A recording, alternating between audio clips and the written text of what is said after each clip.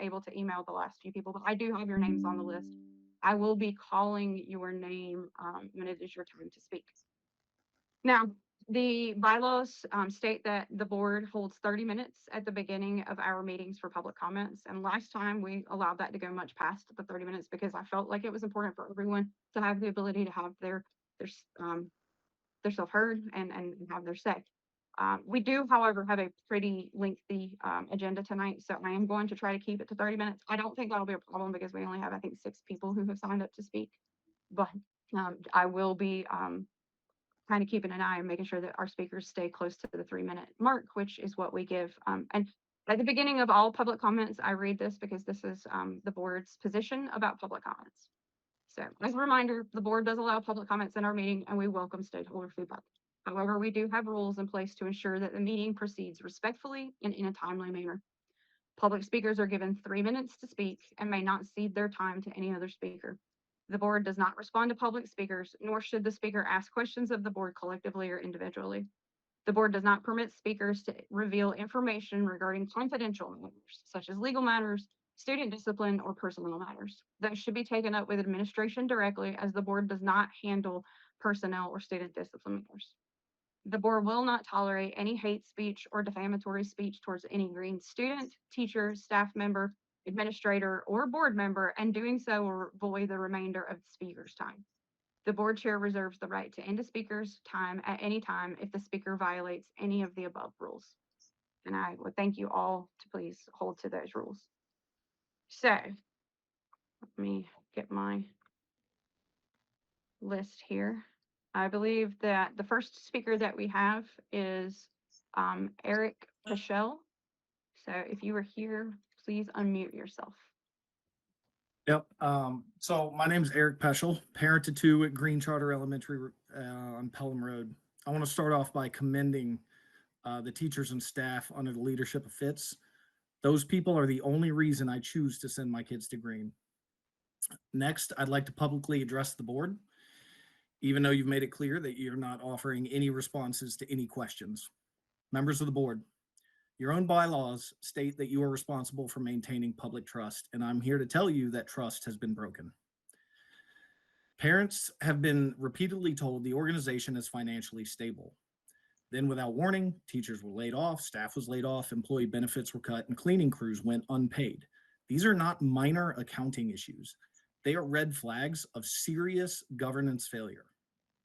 There's an ongoing lack of transparency in governance itself. Parents are expected to participate in board elections without knowing which board members support transparency, accountability, parents' interests.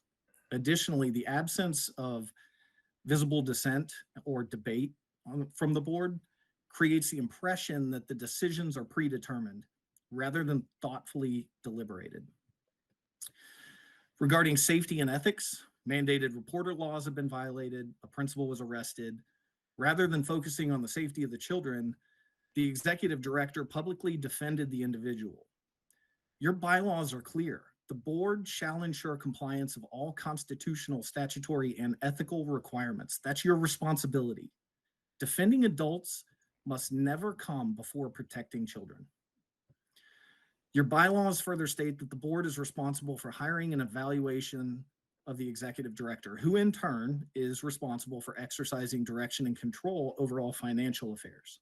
Given the current situation, it appears to parents that either A, the executive director wasn't properly supervising finances, or B, the board wasn't exercising meaningful oversight.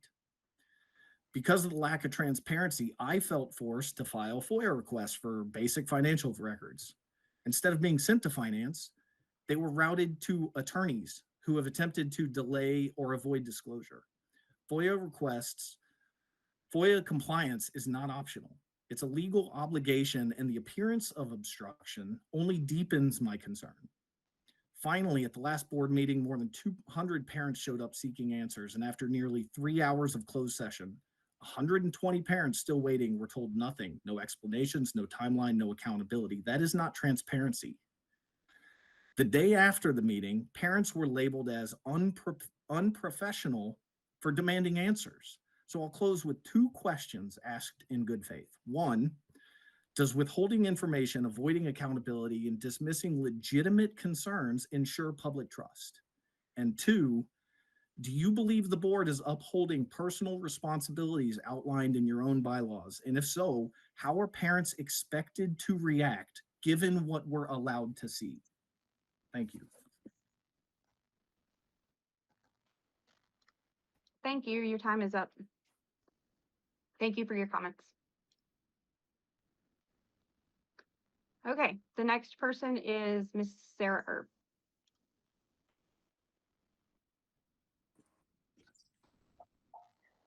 Thank you. My name is Sarah and I'm a parent at Green, and I feel like I should say blah, blah, blah, blah, blah, blah, blah, because that's what I feel like we sound like as parents to the board and central office, because we've repeatedly raised the same alarm bells and concerns and are often, too often, met with silence, defense, or redirection. Nothing has changed or created reassurance in this last year, despite our efforts to email, call, follow proper protocols to meet with various members of the board, central office, our own school principals in the proper order. Nothing has changed or created reassurance, and no matter the questions and concerns we've raised. So I fear we sound like white noise to the board and to central office rather than concerned parents who are to be taken seriously. And after this meeting, I hope that you hear us this time.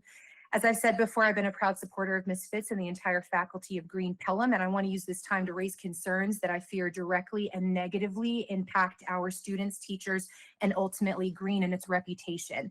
Green has a history of not being transparent, and I would like the board to know that we depend on you to hold central office and leadership accountable, particularly to all financial and personnel decisions. Through public documents, we see the way that headquarters is well paid and receives raises and has continued to expand and create new positions, while teachers, staff, and basic school supplies, and now as we see at the middle school, safety needs are not met. We've seen layoffs happening in positions at our school that they very much depend on for basic function in the name of these cutbacks. I want to know who at central office has received a pay cut as well, who at central office has had their benefits cut as well. We're being asked as parents to pay unusually high fees for field trips, extra school supplies, or to participate in athletics, and on top of that, annual school fees that are new. Yet there's no transparency or even paper trail to show where these funds are actually going. I'm concerned that for 12 months, myself and numerous families have been asking for a detailed budget of our campuses, and yet we are provided with this, a few Excel rows for a multi-million-dollar business that include things like other materials for one of our budget line items that does not offer much confidence to the public. Central office likes to call us stakeholders. And so as such, I want to know where my dollars as a stakeholder are going and why the goalpost for our needs keeps moving. Who's being held accountable for facing the consequences of our financial hardships? The consequences of these decisions should not fall on us as families, teachers, or staff, but those who ultimately make the decisions and who approve our budgets board. The public has been clear. It's losing its faith and trust in the stability and the longevity of this school, and solely because of the leadership at the top, meaning the board and central office. Repeatedly, we've heard that recent cuts and new student fees are because of this urgent need to make ends meet, but I don't see an urgent need to rebuild the public trust. If public trust is lost, enrollment and employment will be lost soon after. The leadership at Green must change, and it must be changed now before the reputation of Green is too damaged. Finally, as leaders of Green, the buck stops with you, board members. Your bylaws require you to hold central office accountable, particularly as a public 501c3, and that means providing clear and detailed financial statements and audits for the public to review. If the board cannot produce adequate transparency and hold central office accountable, then the board is failing to hold its own bylaws. I want to know that justice and integrity and transparency will prevail at Green, and I want to see that action taken now. Thank you. Thank you, Mr. Your time is up.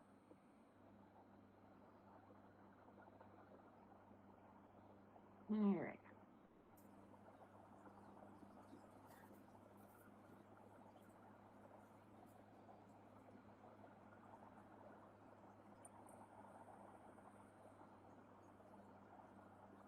Our next speaker is Patricia Woolard.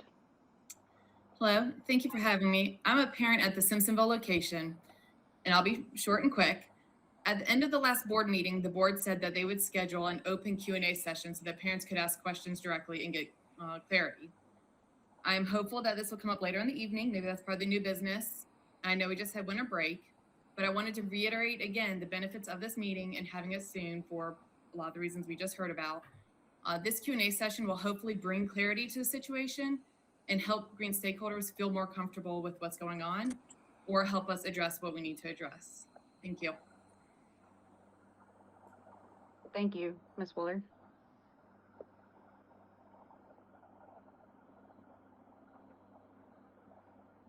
All right, and the next one, and unfortunately I was not able, like I said, to email you back because of my computer updating, but it's Kaylin Remington.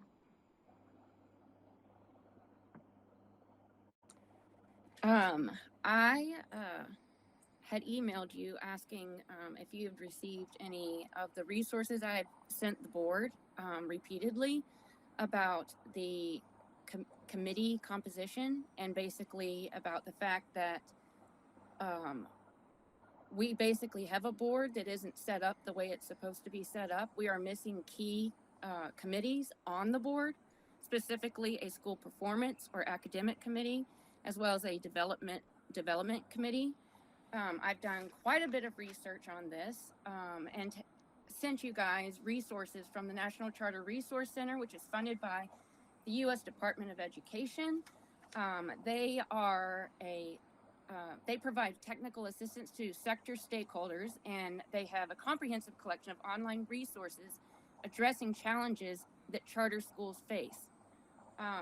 Yet no one from the board has responded to me, letting me know that they have actually read any of these documents, and noted that we are missing some key oversight on our board, specifically academic or school performance.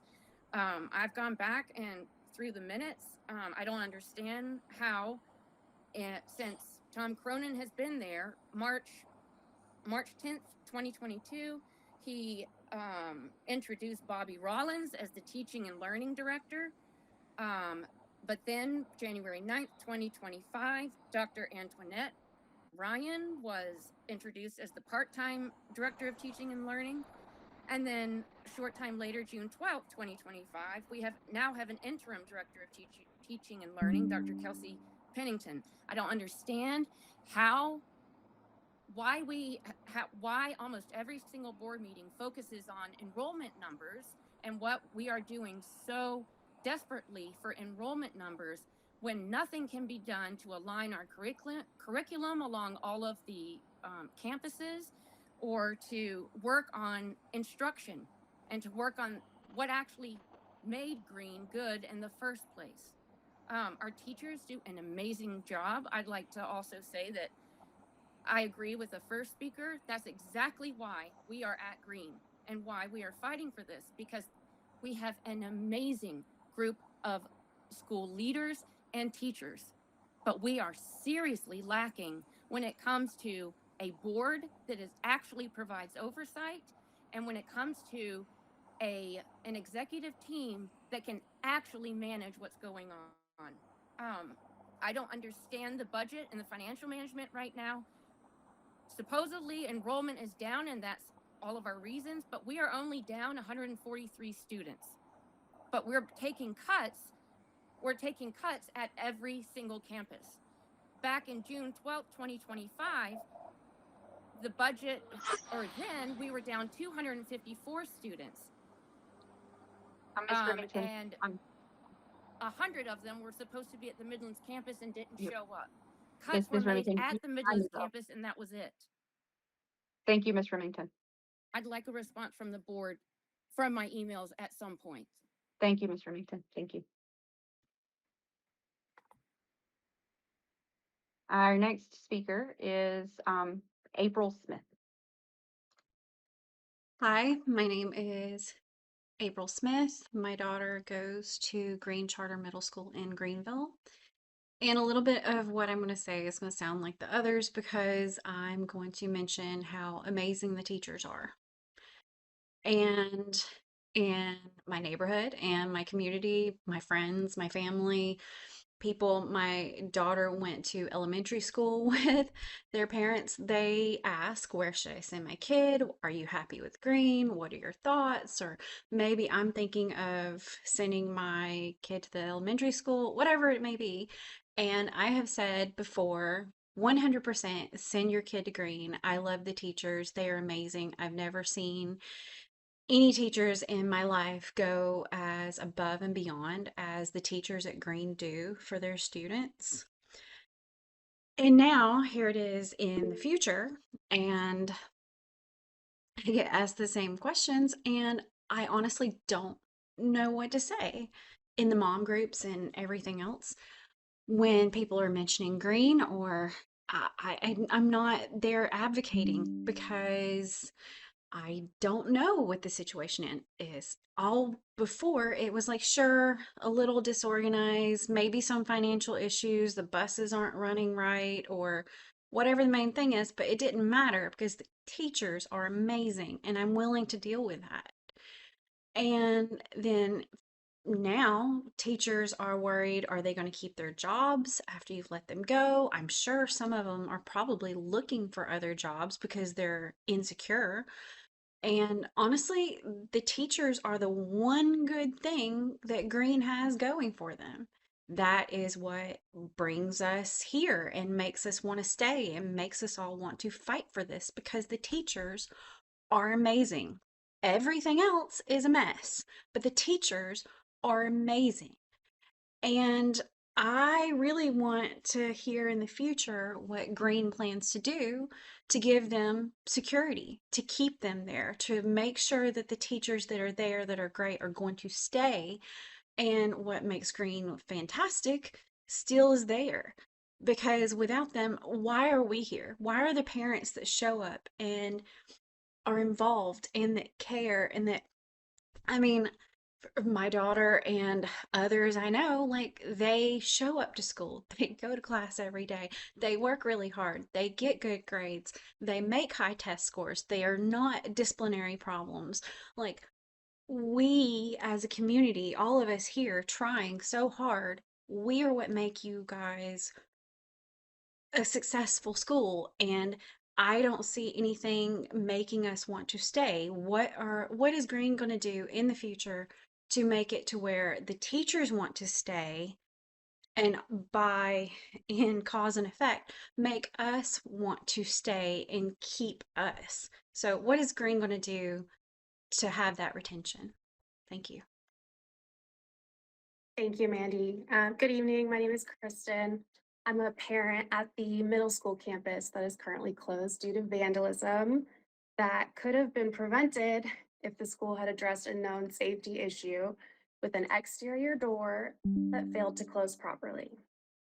I am grateful that the outcome of this negligence was merely damage to a building and not something that could have harmed our children and teachers. I hope we're working diligently now to address potential safety issues at all of the campuses to prevent recurrence. On the topic of safety, as most are aware, multiple elementary students were sexually abused on a Green campus by a Green staff member. And Tom Ma'am, Cronin, I'm sorry, but we can't talk about anything that's a legal matter. I'm sorry. that's I the don't- extent of it. I just wanted to address the subject matter switch. I'm not going to go into the details of the lawsuit. Okay, thank you. It's just, that's a legal matter. It's an ongoing legal matter that we're not allowed to discuss. It's I- public record. I understand that, but it is a legal matter that we are not allowed to discuss. In the beginning of our statement, we say that because there are legal factors at play here that we can't be discussing in a public meeting like this. I'm sorry. I would like to Please. just know which everyone, elementary this is- school. I'm sorry, but you're not allowed. This is, okay. The board meeting, there's a public session, but there are rules for the board meetings. This is not a free for all. We are not allowed to just stand up and shout out things. There's a reason that we have a rule of, we have people who sign up for speakers. We can't allow it to devolve. I'm sorry, Kristen, that I interrupted you. I do appreciate you understanding, and I please would ask everyone else to maintain the rules of decorum. I apologize. Kristen, no, you're fine. You feel free to keep going. I just, Okay. Yeah. that will pivot. I just wanted to set the stage for what I'm about to address here, which was Mr. Cronin's response.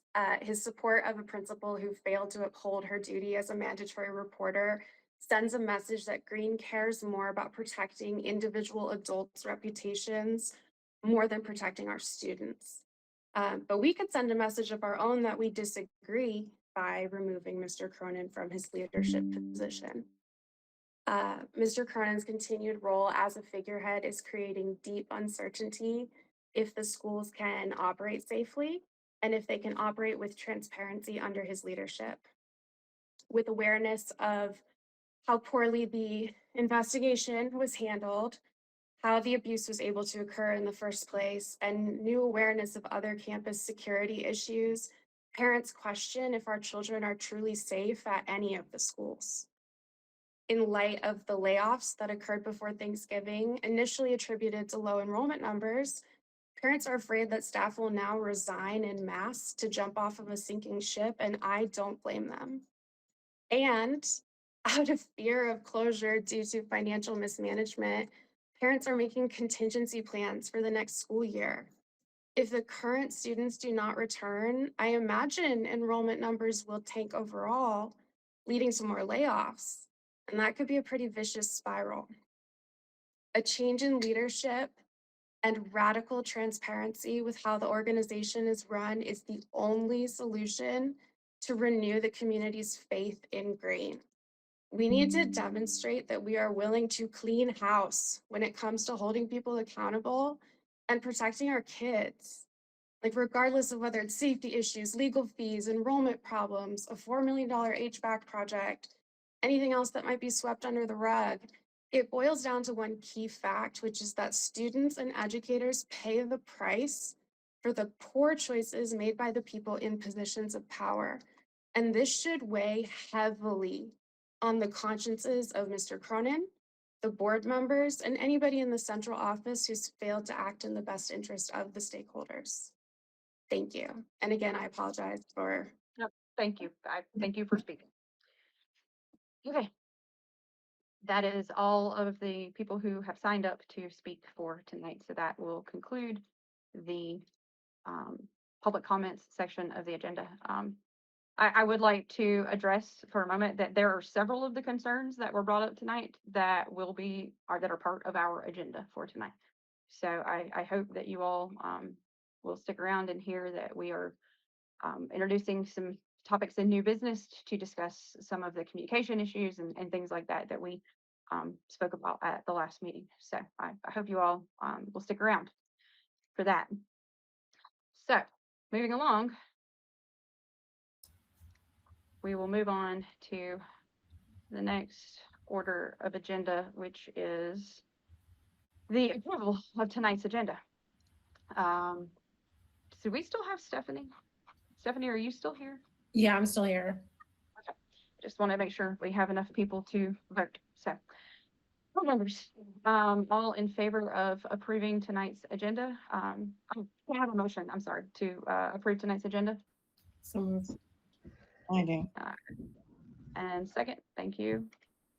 All in favor, please say aye and raise your hand. Aye. Okay. Thank you, Josh. I see you. All right. The agenda for tonight is approved.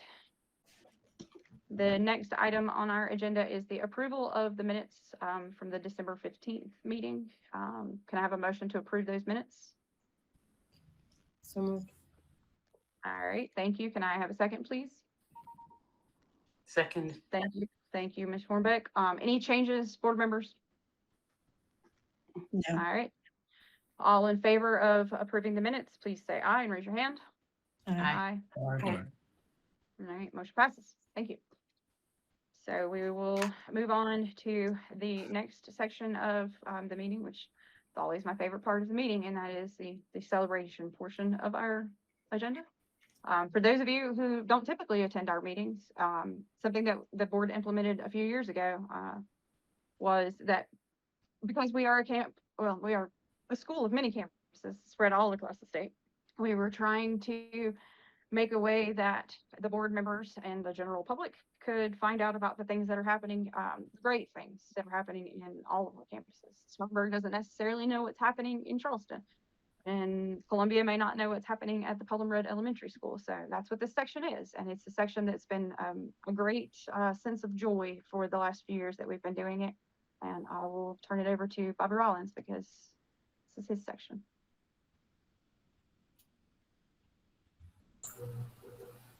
So I'll actually be taking over for Mr. Rollins today and providing our celebrations tonight. I'm Dr. Kelsey Pennington, Interim Director of Teaching and Learning for those of you who don't know my face yet.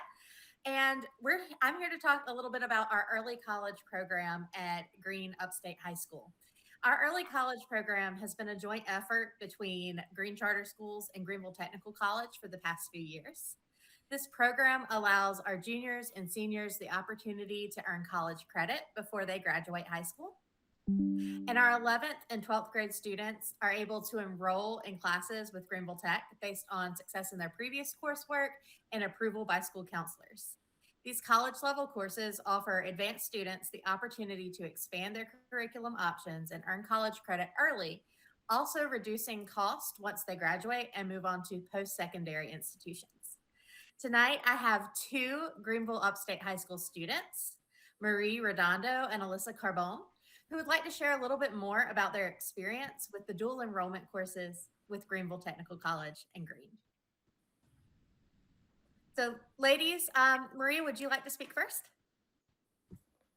Yes, ma'am. Hi, everybody. My name is Marie Redondo, and as she said, I am currently a senior at Green, and I've been at Green since 4th grade, so I'm pretty well versed in all of its programs and its opportunities, and I'm very grateful for the opportunity to be able to take dual enrollment courses because it's honestly been one of the most impactful for me.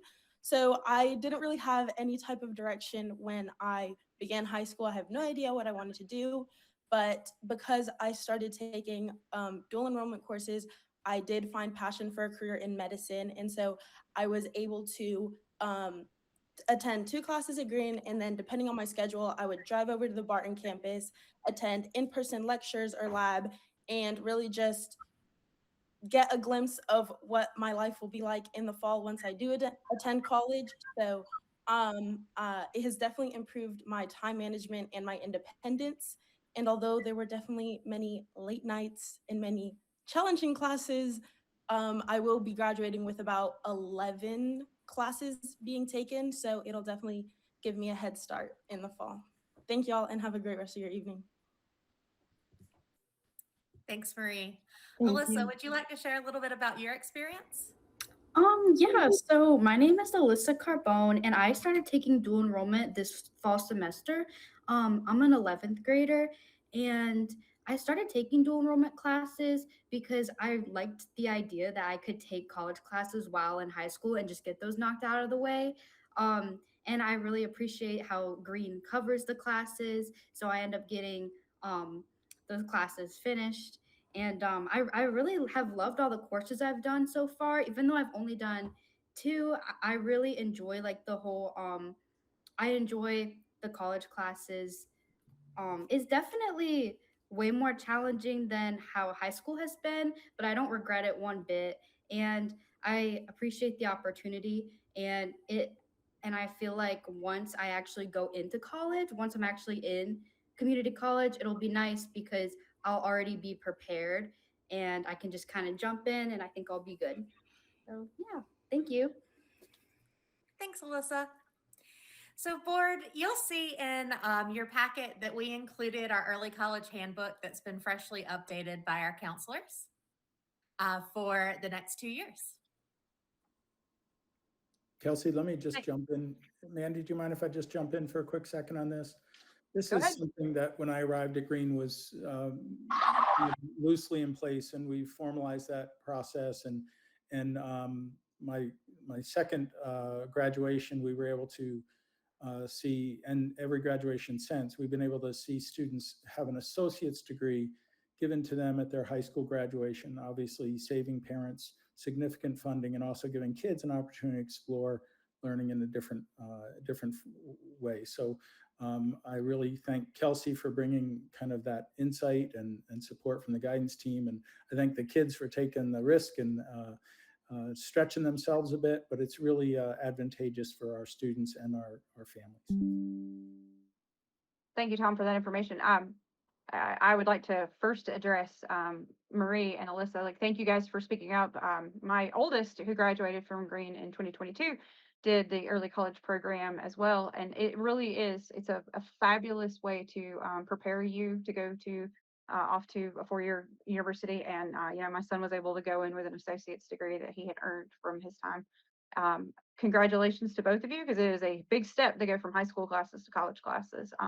And also, Kelsey, I looked through the handbook, and it's great because, like I said, or actually Tom said it as well. When my son was doing the early college here at Green years and years ago, it was pretty chaotic. I mean, he could have taken welding if he wanted to. There was not a whole lot of structure around it. So this handbook, it looks like it's a really great resource. So thank you for your work on that.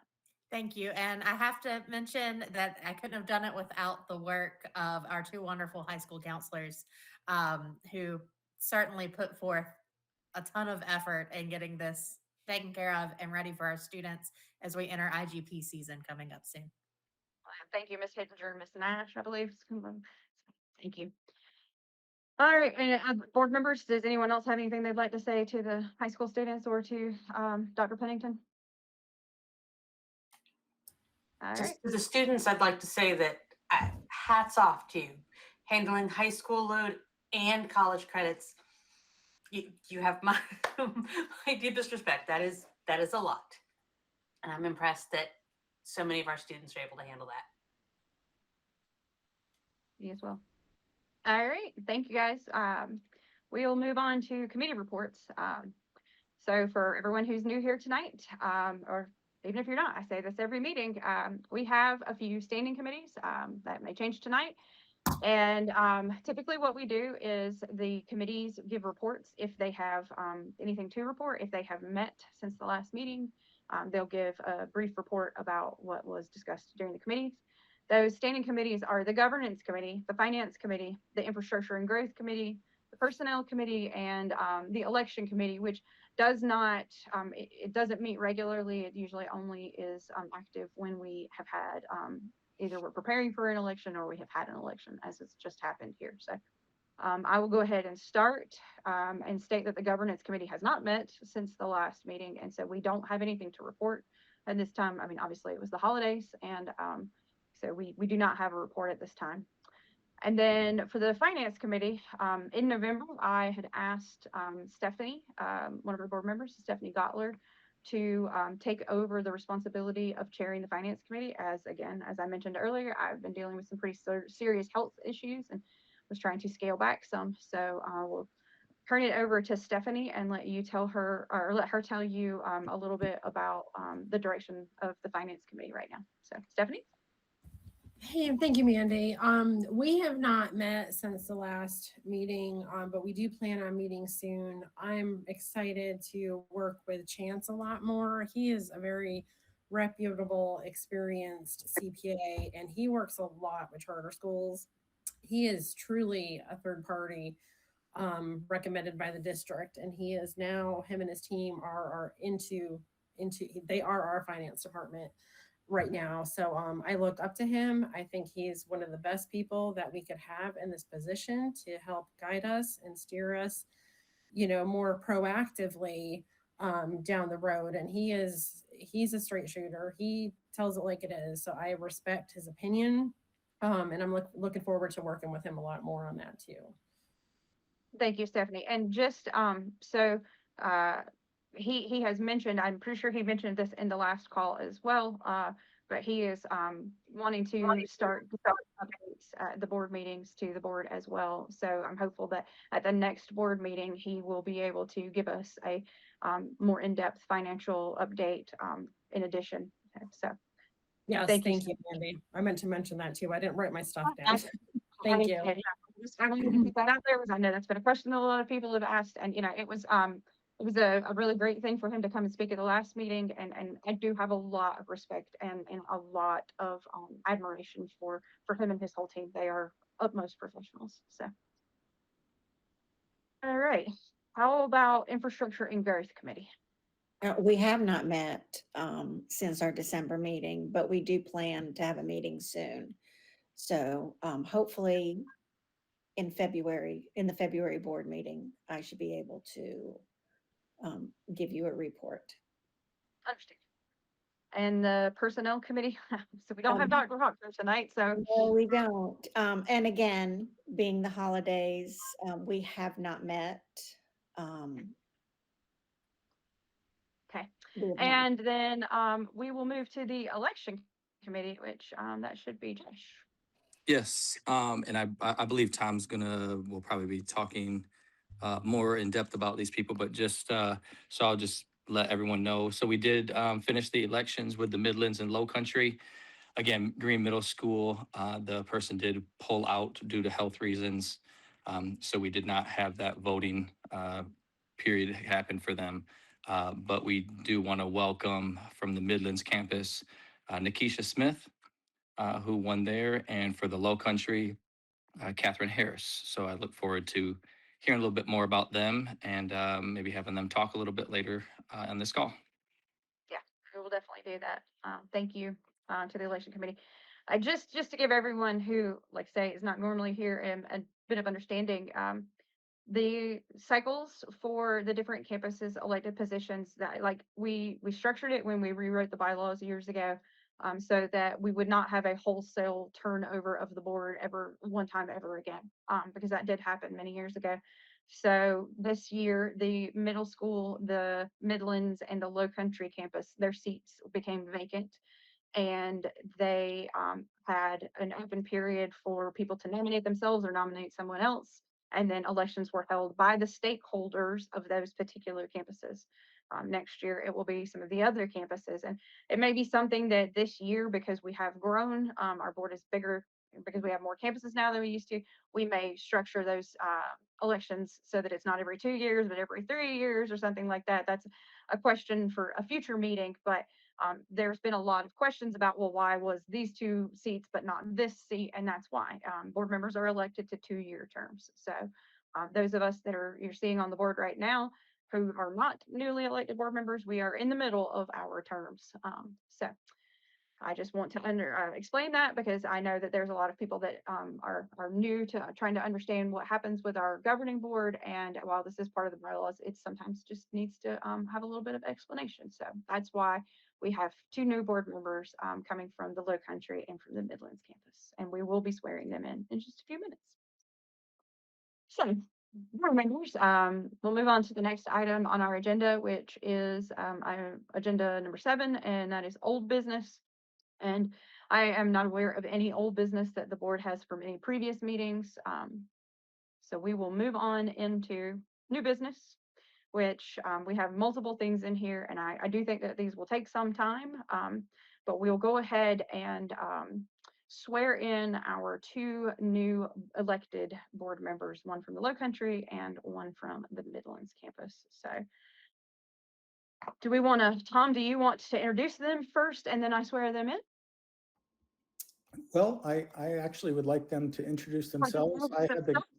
I have had meetings with them and reviewed the obligations of board members, and we're very excited for both of these new board members. They're extremely committed to the school and the community that they're representing, and it was my privilege to meet with them and talk with them. So I look forward to their involvement and contributions to the board. So I would let them introduce, and Mandy, they're both. Tisha, why don't we start with you? Yeah, there we go.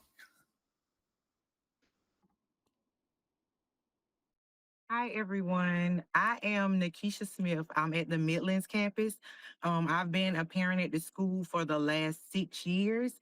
I've enjoyed the teachers. They are amazing. And I just wanted to be a part of the board to bring some awareness in the school, also be an advocate for the parents, and also be a good part of Green Charter, because my kids love it and I love it despite some of the things that may have taken place. Overall, it's an amazing school and we love it. So thank y'all for voting me in Green Charter. We are so glad to have you. Thank you for volunteering. Is I joke sometimes that it's the hardest unpaid job I've ever had, but it's certainly worth it. So thank you so much. And You're then welcome. Catherine, do you want to say anything? Hello, everyone. My name is Catherine Harris. I am from Green Low Country. I am absolutely in love with Green Charter. I am in love with our principal, the teachers, the students. As a former educator, I know the importance of that support. So I definitely want to be an advocate for the parents, the teachers, and the students. I hear everyone on the call today. My heart bleeds for every single position here tonight. And I'm just all about collaboration with the community, with the educators, just taking a listening ear. And I look forward to what we will do in the future together. Thank you all. Thank you. We're so excited to have you. So with that said, I am going to read the oath. It's a little bit of a long oath, so if you'll just let me get through the end of it, and if you'll raise your hand, and at the end, if you will say "I do," then you will both be newly sworn in board members. So, do you affirm that you will faithfully discharge the duties of your office as a board member of Green Charter Schools in good faith in accordance with the laws of the United States and the state of South Carolina, respect and support the charter, bylaws, policies, and board decisions of Green, conduct yourself in a spirit of collegiality, and subordinate your personal issues to the best interests of Green, keep confidential all information that is specifically determined by law or by the board to be a matter of confidence, and exercise your responsibilities as a board member with due diligence, care, and skill in a reasonable and prudent manner. And if yes, please say "I do." I do. I do. I do. Welcome so much. Thank you so much to Catherine and Nikisha. We are so excited to have you guys be a part of our board. And we will definitely be getting to know you. We'll talk about committees and where you would like to best see yourself as we move forward. So welcome. With that, we will move into the next item of new business that I have brought, which is recognizing our outgoing board members. And one of them is on the call tonight. So we have two board members who are their terms have expired and they have chosen to not run for re-election. One is Mr. Garrett Evans, who is on the call right now from the Midlands campus. The other is Mr. Michael Brown from the Low Country campus, who I do not believe is on the call tonight. And I would like to thank both of you for your service to the board. And Gary, I know you're here, so or you were here earlier. I'd just like to thank you for serving. This is a sometimes a thankless job, but it is really important, and your wisdom and your insight has been valuable, and we will definitely miss it. So thank you for volunteering. And then we have another board member who is actually leaving tonight as well. His term was up, and he's a bit of a special situation. His name is Dr. Imtiaz Haq, and he promised myself I wasn't gonna get choked up here, but I'm gonna try really hard. Yeah, I've been at this school since it opened in 2013. I've been a parent here since then, and I think Dr. Haq is the only person who's been here affiliated with the board that long as well. I mean, I wasn't on the board then, obviously, but Dr. Haq has held multiple different terms on this board, and this is his final one. For those of you who don't know who Dr. Haq is, he will speak up during our meetings a lot of times, and with some of the most wonderful, insightful, inquisitive, sometimes very hard-hitting and deep questions. He is a renowned mechanical engineer, and he was one of the main founders of ICAR. He was an appointed board member, and he has only wanted the best for Green for all of the years that he has been here, and we are going to miss him so much. He is very happily retired and taking care of grandchildren, beloved grandchildren in Clemson. And so he wanted to make sure that at the end of his term that he said something. So he asked me to say this aloud for him. He said, "Mandy, at the meeting tonight, will you please thank all of the board members and administration and teaching staff on my behalf who I had the pleasure of serving with, for their commitment to Green and for giving me the opportunity to be a part of this wonderful work." He is an amazing advocate, and we are going to miss him so much. We're so very, very blessed to have him and his community connections as well, because he had some has some really deep connections in the community, particularly in the STEM world and in Clemson. Some of the things that Green has been able to do for the last few years, we would not have been able to do without Dr. Hawks, without his connections and his knowledge. So thank you to our outgoing board members. Thank you so much. And welcome to our new board members. Well, thank you, So- Mandy. If I could just make one little comment. I'm going to miss you guys. I've tried to add value in these 2 years. It's been quite an experience. Not really what I expected, but I've learned a lot, and I have such deep respect. And I will continue to be part of Green because I'm a grandfather. So I'll be coming on board to the board meetings as a civilian. So thank you all. Thank you. Thank you so much, Gary. And I'm glad to see that you're going to still be here, because I'm sure you will have some interesting insight as well. So new board members, from this point forward, you are allowed to vote. You have an equal share in voting, just like the rest of us. And Gary, you no longer get to vote. So sorry about that. But so right now we'll move into our next item of new business, which is leading straight in from talking about Dr. Hawk, and that is officer elections. So as I stated in the opening, I am relinquishing my chair seat, and Dr. Hawk was the vice chair. He held that position for a number of years, and he was a great part of the governance committee. So we will have to fill these 2 elected seats from within our board. And new board members, I'm not certainly suggesting that you need to throw yourself in here if you don't want to, but I will say this. Being the chair of this board is not an easy task. You catch a lot of flack. There's a lot of paperwork that has to be done, signing things for the district and whatnot. It is not a full-time job by any stretch of the imagination, but it's more than being just a regular board member. But it is really, really important. And I think that I've been doing this for 3 years now, and it's time for someone else to take the reins. So I would like to open it up at this time to anyone who would like to nominate themselves or someone else to be the board chair. Don't everybody speak at once. I nominate myself. Okay, I'm sorry, but this is, okay. So this is only for board members, because we are elected by the stakeholders to hold these seats. So this is just for the members of the board, like I'm the representative for the high school, and Laurel is the representative for Spartanburg, and Stephanie, I'm sorry for the misunderstanding, but Laurel, Trishka, Stephanie, Catherine, Nikisha, Josh. If we can get the board members to come on so we can all see them. I see Stephanie. You can pin people. We may so have you to can speak.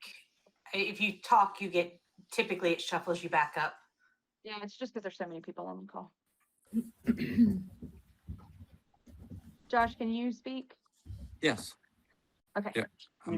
And now, yeah, you can pin him. And then Stephanie, I see you. Catherine and Nikisha, can you make sure your Yes, ma'am. cameras are on? Okay, thank you. Can It's you? on. There we go. And then I'm gonna pin. All right, so now I can see all of our board members. 1, 2, 3, 4, 5, 6, 7. Okay, yeah, all 7 of us. So does anyone want to volunteer themselves as tribute to be the board chair? Well, I would like to nominate Stephanie as the board chair. I think that she will bring a good leadership. I think she's very financially, she knows a lot. She's an expert at knowing financial stuff, which will definitely help us. I've given this a lot of thought, because I knew that this was coming. I think it would be good to have someone that's on the governance committee, remain on the governance committee, just so we have someone with experience and knows what has been going on for quite some time. And I also would like to see either Miss Smith or Miss Harris come on. Because they're new, they're new to the board. I'm not, tossing you into the fire or anything, but I would like, we've not had anybody from the Low Country or Midlands on the governance committee. And it would be really nice to have your perspective, because you are a little bit farther away and it tends to get very upstate heavy. And we need to pull you guys in, into the fray and into the governance committee. So that's my suggestion. Okay. I'm gonna speak up and say that I agree with you, Laurel, that I'd love to see Ms. Smith or Ms. Harris step up. I'm not as someone who is supposed to be leaving now, but there was the issue with my board seat. So the elections, there will be a new election coming up. So I am very temporary, but I will say that if one of you want to throw your name in, I am happy to help with, my 4 years of knowledge. I will help you for the next couple months. I'm not going to throw my name in on anything long-term, but I think it'd be great to have. We're going to circle back to you new in a minute, people. Tricia. I skipped over that. I'm sorry, but we are going to circle back to that in a Oh, minute. yeah, that's fine. I know we'll cover that, but I just, Yeah. I'd love to see some fresh blood and new eyes and the low country and Midlands more supported. So I know it seems like a lot to step into immediately, but consider it. Please. Please. Thank you, Laurel. I think it's a lot. I think there's going to be big shoes to fill. I mean, I've got a lot on my plate right now, but I know Mandy's got to do what she's got to do, and I fully support her decision. So I mean, I will, but I would also love to see if everybody wants me to, but I would also love to see the new board members. We do need, because there are a lot of us. I mean, my term is going to be up, I think, at the end of next year too, to turn it over a little bit. So I don't know if I can commit to it full time, maybe interim, and then maybe one of the new board members, we can get them up to snuff and seasoned and stuff. I would feel better about that because I am planning on adding more to my plate next fall. But I mean, I've been a parent at Green for 10 years. It is near and dear to my heart. And I also wanted the stakeholders to know that it's not our job. I know there's a lot of financial questions that come up, and I've been in accounting for 16 years. It is not our job as board members to get into the details. But now that we have chance doing this, I feel much more confident about being proactive with things.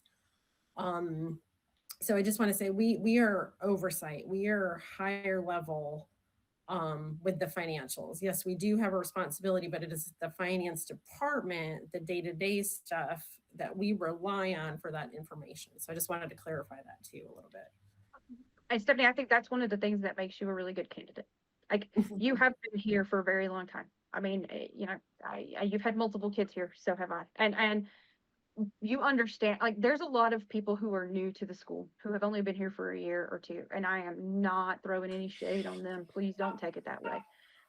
We have been through, those of us who are the OG parents, we have been through a lot of stuff that people don't know anything about. And that's when I say that I'm so proud of some of the things that we've accomplished. I am so proud of some of the things that we accomplished because we've done some things with this school that has never been done anywhere else in the country, and we did it. So I'm very, very proud of that. And I think that you have that old institutional knowledge about how far we have come, but you also have the ability to look into the future and understand how much further we can go. And right now, it's very hard because I'm so mired in what's happening right now or in the recent past that it's hard for me to look to the future, but I think that you do have that ability. And I think that you are somebody that stakeholders can trust. And I think that you are somebody that the staff and the admin can trust. And I believe in you so much that you can do. As I recommended you for this board, if you remember. And the reason why I recommended you for this board is because I think that you have what it takes to be a leader for everyone. So that is my enthusiastic seconding to Ms. Wiles. And for the new board members, you know, that I think what Laurel is saying is that, you know, I mean, Laurel, I don't know if you want to continue being secretary or if you would like to step back from that role, but we will have the vice chair role, which is nowhere near as involved as the chair role is, but it's a good place for people to step in and understand how the governance board works. Because a lot of people, I think Gary said this, I know Josh has said this, I've said this, like, when you get on the board, you think you're going to do all these things, and then you realize as you become part of the board that the board doesn't do most of those things. The admin does these things, the PVO does these things. And I'm not saying that the board does nothing. We have a very important role to do, but we're not out there picking out playground equipment or deciding what the curriculum is. There's a whole bunch of people that's what they do. Right. And so it's when you come onto the board, you need a little bit of a time adjustment just to learn about what our bylaws are, how we operate, what we do, what our scope is and what our scope is not. This is fine. There have been times where I'm really frustrated because I wanted to do something and it's not my job. That is the job of someone on executive leadership, or that is the job of a school leader. And so if one of you is interested in taking a leadership role, or both of you for that, please speak up and let us know, because I mean, we are looking to have some new leadership here to move Green forward. Either of you interested? I think You're like, that if I were to assist Stephanie with her tenure, I think that would be a great resource. I would learn a lot from it, and it would be a great partnership. I don't feel as comfortable just coming on as a chair, like unless I was coming to be an assistant to the chair. Like I would be okay being second in command. that's what I think is being proposed here. Is one of you guys, like we are nominated, Ms. Wiles has nominated Stephanie for the chair position, and we will vote on that in a minute. And now we're talking about the vice chair. So if you would like to nominate yourself, or Nikisha, if you would like to nominate yourself, either of you, I mean, there Josh, is I'd nothing like to that. see you. You got any interest in a seat also? Yeah, I mean, Uh, we I'll have interest in the vice chair. I don't mind. I don't mind putting my name out there for vice chair. Yeah. Okay. So what we can do is we can take a vote, because everything we do is by taking a vote. And Stephanie, if you're okay with this, we'll take a vote, and then we'll take a vote for vice chair. And then do you want to conduct the remainder of the meeting, or would you like for me to conduct the remainder of the meeting? And then you and I can get together later to talk about. If you can, I'd appreciate it. That's probably going to be one of the biggest struggles for me. Run of the I meetings. can get with you about parliamentary thanks. procedure and all those kinds of things. I mean, we're not very strict on parliamentary procedure, and we have the right to do that as the board. We get to decide how strictly we want to follow Robert's rules and whatnot. But so let's do this. Let's go ahead and take a vote. Board members only, and that includes the two new board members. All in favor of Stephanie Gottler being appointed to the chair position for the Green Charter School Board of Directors, please say aye and raise your hand. Aye. Aye. All right. The ayes have it. Stephanie Gottler, you are the new chair of the Green Charter School Board of Directors. Congratulations. So, for the vice chair, Josh, you're throwing your hat or your ring into the hat. Catherine, are you throwing your ring into the hat as well? Sure. Here's how we will do this. I will say all in favor of one person, and then you'll raise your hand and say aye, and then I'll say all in favor of the other person, and you'll raise your hand and say aye, and whoever gets the most votes wins. Okay, this is a really simple, easy way to do this. So, all in favor of Catherine Harris as the new vice chair of the Green Charter School Board of Directors, please say aye and raise your hand. Aye. Aye. All right, I count 1, 2, 3, 4. I got 1, 2, 3, 4. All right. So, All in favor of Josh as the vice chair of the Green Charter School Board of Directors, please say aye and raise your hand. All right. Aye. Move that for you, Jeff. 4-2.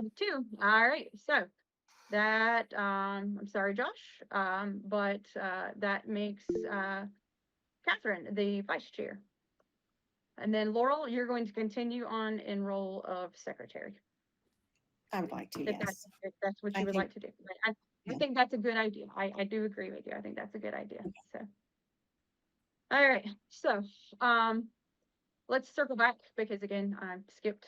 I mean, we're still in new business, so it's not a big deal. But we do need to talk about Trishka's seat, board members. So Trishka is the representative for the Greenville Middle School campus, the one over off Century Drive. And when these 3 seats were put up for election, just so people understand this, because there's a lot of people that may have asked questions about this. The stakeholders of a particular campus, they are the ones who get an email stating these are the people that are running, or this is the seat that is up for election. If you're interested, throw your name into the hat, and then you have to have meetings and understand what the role of a board member is. We did have one person who was interested in doing that at the middle school. She withdrew her name before the elections for some health reasons, which is perfectly understandable. I very much understand that. So we didn't have a candidate for the middle school's election. And that has happened before. We really have a hard time getting people to run for these positions. I mean, for years, I think I ran unopposed. Stephanie ran unopposed. I think Laurel ran unopposed last time. I mean, a lot of people go, you know, they want to make change. They want to see change and they want to do things, but then when it comes time to run, they don't run. I understand that because this is not the easiest thing ever. I know one of our new board members ran unopposed. So I'm hopeful that in the future, there's so many people that are invested in Green right now that there will be more people interested in running, and we'll be able to have a little bit bigger board, because we can make our board within limits to the bylaws. We have limits in our bylaws about how big the board can be, but the bigger we can make the board, the more voices that are heard, and also the more we can spread things like committees around, because it's hard to have a lot of committees when you have 6 people on a board, because that means that people are going to have to serve on like 4 committees. We're not allowed to have every person in the board on a committee because that's a quorum. So everyone has to spread around which committees they go on. So I'm hopeful that in the future, we will be able to have more board members. In the past, we've had quite a few appointed board members, people who are not elected by stakeholders, people who are members of the community, like Dr. Hawk, that they come to us because they're not tied to a particular campus or a particular student, but that they have the ability to have connections, you know, be it someone that has connections to corporate interests, or someone who has connections to other educational interests, or people who have connections, you know, in our local governments or whatever. As of right now, we don't have any of those people. So I'm very hopeful that we will be able to, in the future, we are not doing this tonight because we're not in a position to appoint anybody tonight, because there is a vetting process that has to be done before people can be appointed to this board. We can't just appoint anybody. There's SLED background checks that have to be passed, and they have to be willing to attend a training that states that they understand what the board member does. So for that purpose, we are going to table that discussion for another meeting for another time. But we do have Trishka, who is an outgoing seat member. Her seat is empty as of right now, but who has agreed, if we are all in agreement and we vote on it, she has agreed to be appointed temporarily to continue in this seat until a special election can be held for that middle school seat. And it may be that the person that wanted to run for that middle school seat is able to run again. We may be able to appoint that person because they've gone through the vetting and whatnot. I don't know. I don't have a magic 8-ball, but I do know that Trishka is willing to serve for a few more months to help us until we can find either run a special election for the middle school seat, or until we can find some community members. Because I will say this, Green as a whole and the board of Green is a much stronger board when we have community members involved and not just people who are parents or grandparents or stakeholders. And I am I am a parent, been a parent at this school since the day it opened. I am not downplaying the involvement of parents. But what I am saying is that sometimes we can have people who they are able to look at it globally as a system and not specifically to one campus or another. So, and our bylaws actually call for us to have appointed members, not just elected members. So that is a concern for the future. But for right now, Trishka, if you are willing to continue your seat, I know you have a lot going on, and I know you said you don't want to do this for a long time, but a few months, maybe until the end of the school year, or something like that, or until the seat is filled by a special election. Are you willing to do that? Yes, I will stay on, we'll do a special election, get something done so we can, get it opened up again. I know we had interest, we had issues, they had issues. So we'll go through that process. I'm not going to leave the school, the board, everybody short a seat. But yes, I am definitely. No, thank you. Thank you for being willing to do that. And again, you've been here for a very long time too, and you understand a lot of the challenges that we have faced in the past. And I really appreciate you're willing to serve. So on that note, board members, can I have a motion to appoint Trishka to a temporary appointed position to fill the vacant middle school seat? Okay. All right. Can I have a second? Second. We'll let Josh take it. He got there first. All right, board members, all in favor, please say aye and raise your hand. Aye. All right. I see you, Catherine. All right, the ayes have it. So Trishka, congratulations. You have been appointed for a temporary term until either the end of the school year or until the seat is filled by special election. So thank you. All right. Mandy, can we have an announcement go out in a newsletter or something to notify people of that vacancy? Like, I know when we do the elections, it seems to be like per campus, but could we let like all of the Greenville campuses, because it doesn't have to be someone who has a kid at the middle school. You know what I mean? Just to get the word out there if people are interested. Sure, like they don't have to, like the candidates for these seats can come from anywhere, literally anywhere in the community. The only people allowed to vote on those seats are stakeholders from that particular campus. And that would be parents or staff members. So, I mean, and that's something, this leads straight into our next item on new business that I have, and that is a big one, communication in committees. So, I mean, right now, Josh, you're you're the chair and also kind of the only committee person from the board anyways on the elections committee. So is there a particular way that you would like to do this? Because I think we're going to have a lot of interest for that particular seat. But we will have to follow what we have in our bylaws as the way that elections run. I mean, obviously the timetable is going to be different, and this is a discussion obviously for a more in-depth detailed discussion for inside of the election committee. But I mean, do we have a timetable or an idea on when we would like to do the special election? Because one thing that people don't understand is these elections take months because there's there's a number of weeks of an open period where someone can be nominated. And then there's a number of weeks where they have to go through vetting because they have to have the background checks and whatnot. And they have to do the meetings and they have to do the training to understand that they know what the role of a board member is. It's not something that we can spin up in a week or two because we do have bylaws that dictate how elections run. So is this anything that you guys have discussed in committee, Josh, or? Mandy, can I jump in here? Yeah. Yeah, go ahead. Oh, yeah. Thank you. Jump in. I would like to follow up with Josh because the board member that pulled out, I did have a chance to meet with earlier this week, and I asked her to email, which she did last night. So I'd be glad to share that with Josh and talk about next steps as to how to either reopen her seat or see if she wanted to stay involved or stay connected. So, considering Trishka's willingness to stay on is great. But I can meet with Josh about that and go over what her expression of interest was and then what next steps could be taken. Josh, are you okay with that? Yes. Okay, but everyone else on the board, are you okay with that happening? I mean, since the person who was going to be running unopposed, and had been through the vetting already? Absolutely.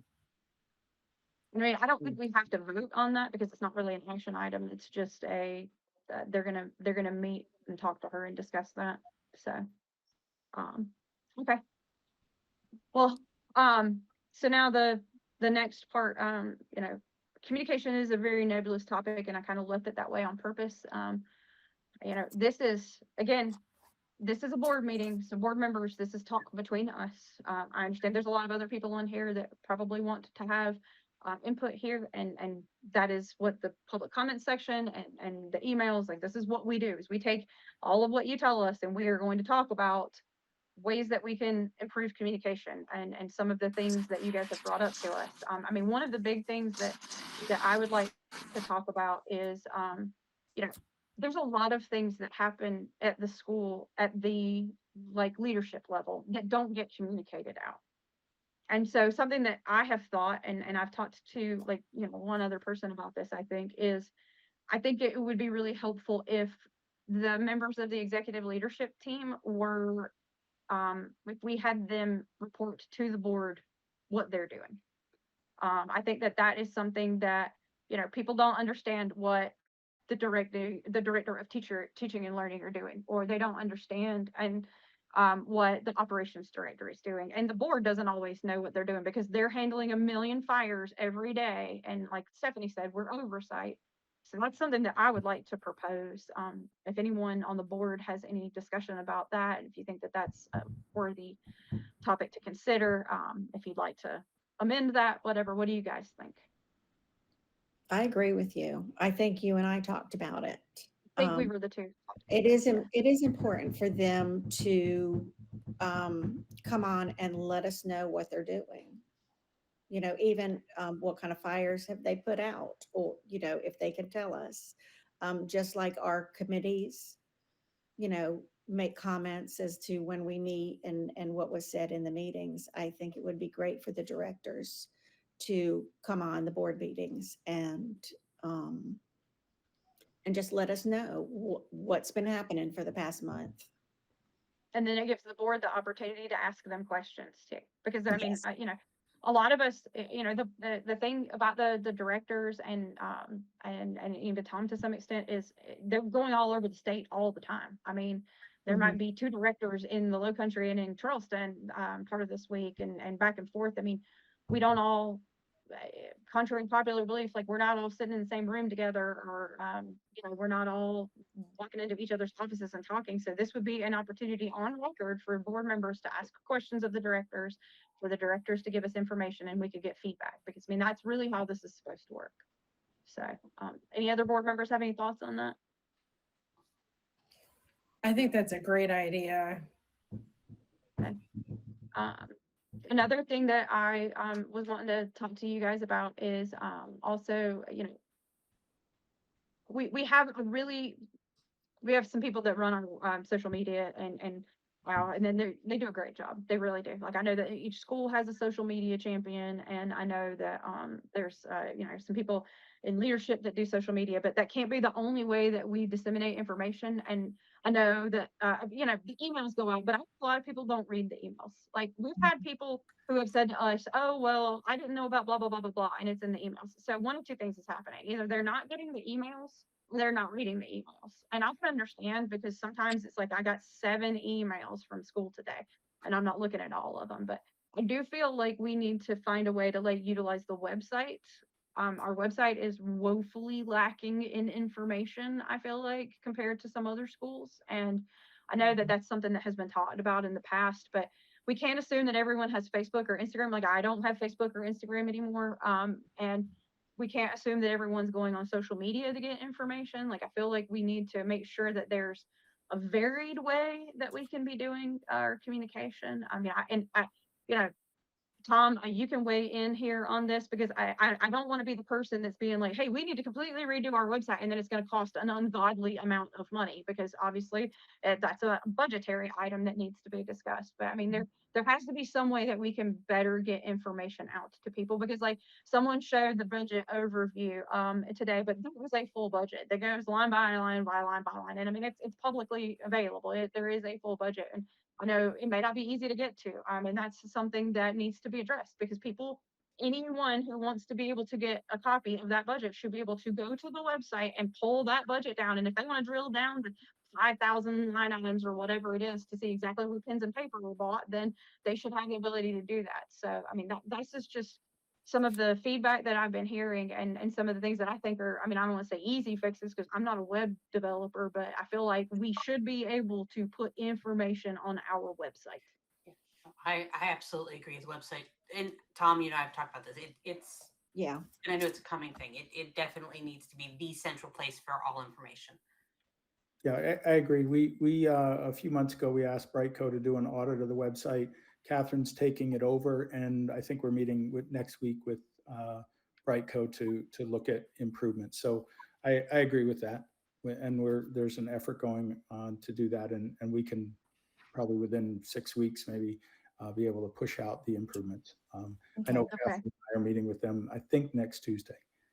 And again, we will be able to take like some of I'm sorry, Mandy, go ahead. No, it's okay. It's just, there's been a lot of parent feedback about what they're looking for, the kinds of communication they're looking for. So is it possible that we can get that information to you so that you can make sure that that's going to be covered on the website and accessible and whatnot? Because that, you know, I don't want it to just, I mean, I'm not saying that it's going to be pretty because I know it'll be pretty, but I want it to make sure that it's easy to find things. And that's one of the big things that people have said over and over and over again is that they can't find information, that the communication isn't there. It's not that this stuff doesn't exist. It's just that it's not easy to find. And it should be easy to find. Yeah, and I think that's what we can do. I would welcome any feedback on that, you know, if the board members or parents or stakeholders or staff suggestions. We have a great website company. As you know, it took a little bit 3 years ago to get ownership of our website. And I guess after we did that, it's kind of fell a little fallow. So we'll be improving it, updating it. If you know the social media stuff, if you know our policy, our handbooks, all that is all headed up by Catherine Watt, who's a Juristoc and who's amazing. So she's going to take over that and get things posted and get it updated. I think we need, you know, just more buttons, more ability to just access the information that is static information that needs to be more easily accessible. So I welcome any input on that as we're going through that process right now. So that's something that board members or even stakeholders, they can email to you and if they have suggestions or things that they want to see.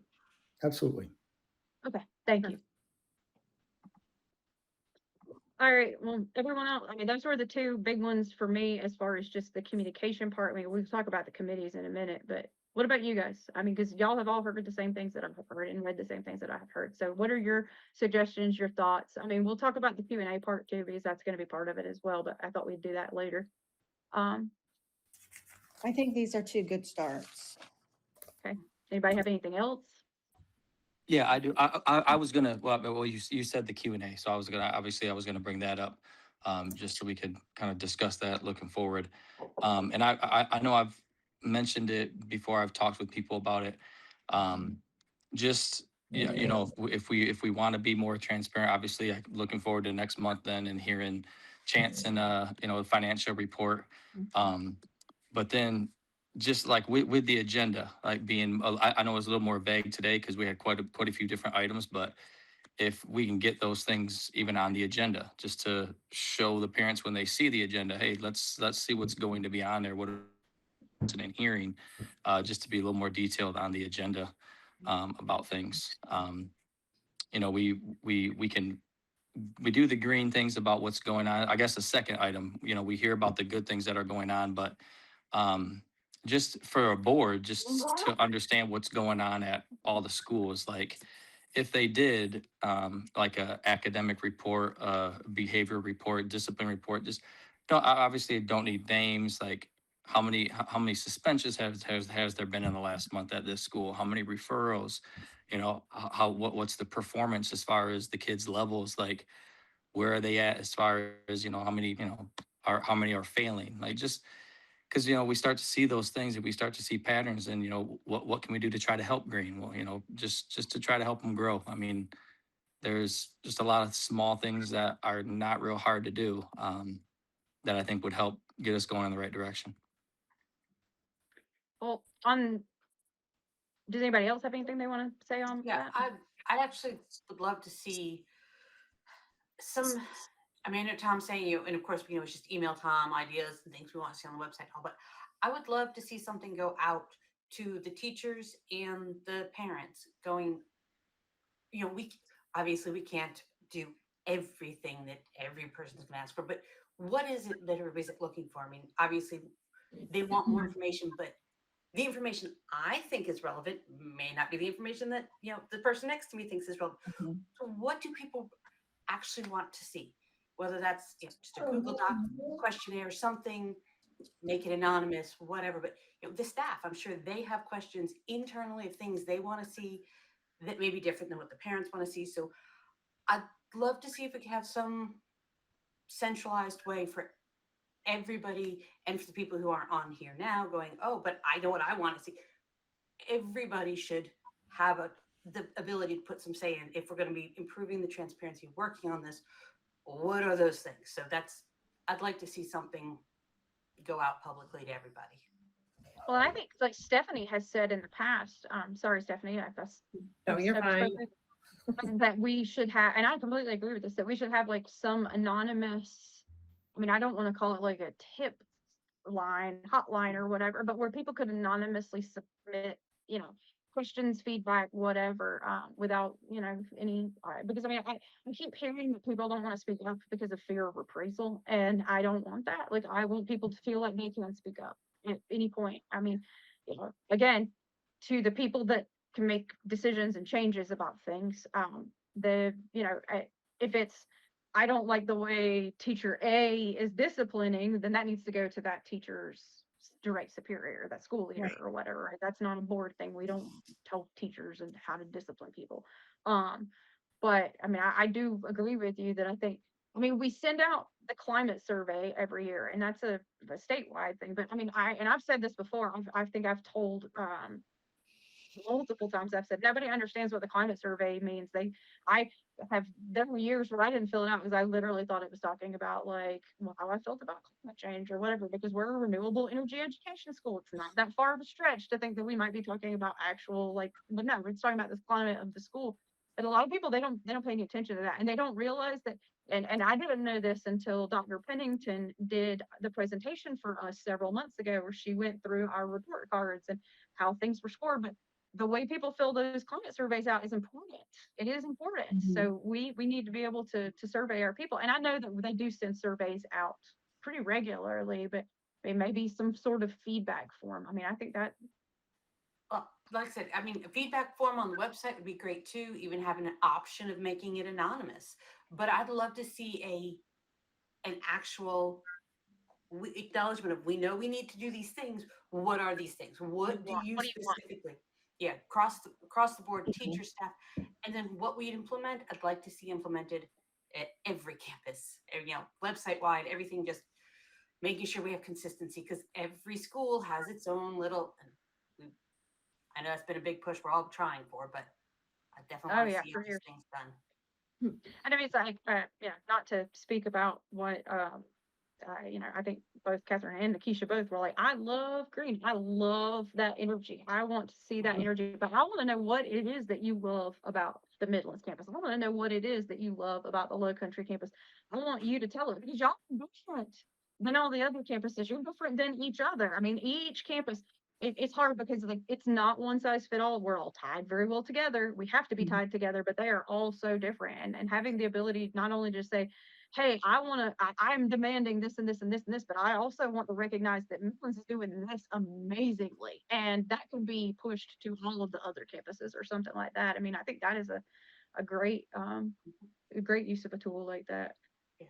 I mean, We've talked about this before, having almost a shout out section on the website or someplace where because we can only acknowledge but so many things. Like the Midlands, I gotta say that campus is the cheeriest.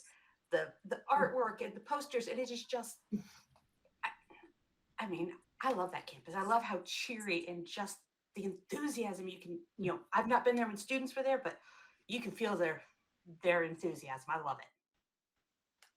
Yeah. I would say for me, because I'm at the Midlands campus, I am currently on the PVO as well. So I'm the president. We started it this year, and we did the bylaws. And I can say within the PVO, we asked the parents questions. So we created a Google Meet. We talked to the parents. We allowed them to tell us things, and then I'll report it back to the principal. Let her know what we're looking for as far as communication. A lot of parents wasn't seeing the emails, so we decided to ask her, is there any way that you can channel it through the portal that all the teachers send information out to? And that made it better because the parents are always checking that portal. So that made the communication more better due to the fact that parents check that portal regardless, because that's where the grades at, the missing assignments, all of those things. So we just channeled it through that as well on top of the emails. So that was one of the changes they made this year that the parents were in agreement with. I love that. I think that's great. And so I think Josh, you had brought this point up, and I was getting ready to speak to it. And this is something that one of the speakers who she's spoken multiple times, and she has provided information about different committees and whatnot. And I really like the idea of changing our committee's composition and potentially having a committee that does look at like academic performance. I mean, I read all of that information that was sent, and I do think that is a needed place. Again, we don't do anything with what tests are being taken or whatever, and we do look at what test scores are whenever the report cards come out. But I mean, being a high level board, we don't get into the weeds with that kind of stuff. But I do think that there is a place in a committee, like some sort of academic committee, some sort of like academic direction. I'm not great at names, and she actually had a great name for it, but I just can't remember right off the top of my head. But I really appreciated the information. But that could be a place where, like what you're talking about, Josh, with the discipline records, because I mean, there's like federal laws. We can't talk about what specific student discipline matters. We can't go, oh, well, student A was expelled because they were spray painting, blah, blah, blah, blah, blah. Like, that's just not, we're not allowed to do, but we can say, we've noticed a trend of student discipline matters happening at X campus in this particular grade and whatnot. And that might be something that a committee like that can handle, like a committee that looks at academics, but also looks at discipline. Because again, we do not get involved in student discipline. Like, that is not our job at all. For reasons. Right? We don't want a teacher to discipline a kid and then the parent be like, well, talk to my board member and get suspension overturned. Like, that is not how we get involved. But we can look at global trends and see, I keep hearing that there are discipline matters at certain campuses, but I don't see any data about those discipline matters. So that could be something that we could have a new committee formed to address, like academics and discipline, or something to that matter. Something that's, because that is, on a trending level, that is something that I think the board can look at. I mean, do you guys agree? Do you have any feedback there? I mean, Josh, I think that's kind of what you were getting at, but I don't want to speak for you. No, yeah, definitely. Just the data. I mean, obviously that I know we're not going to get names, and I don't need to know what you did. Like, yeah, I'm just referring to number of referrals, number of suspensions. Like, that's an easy report actually to create and run. Right. Well, and I mean, I think,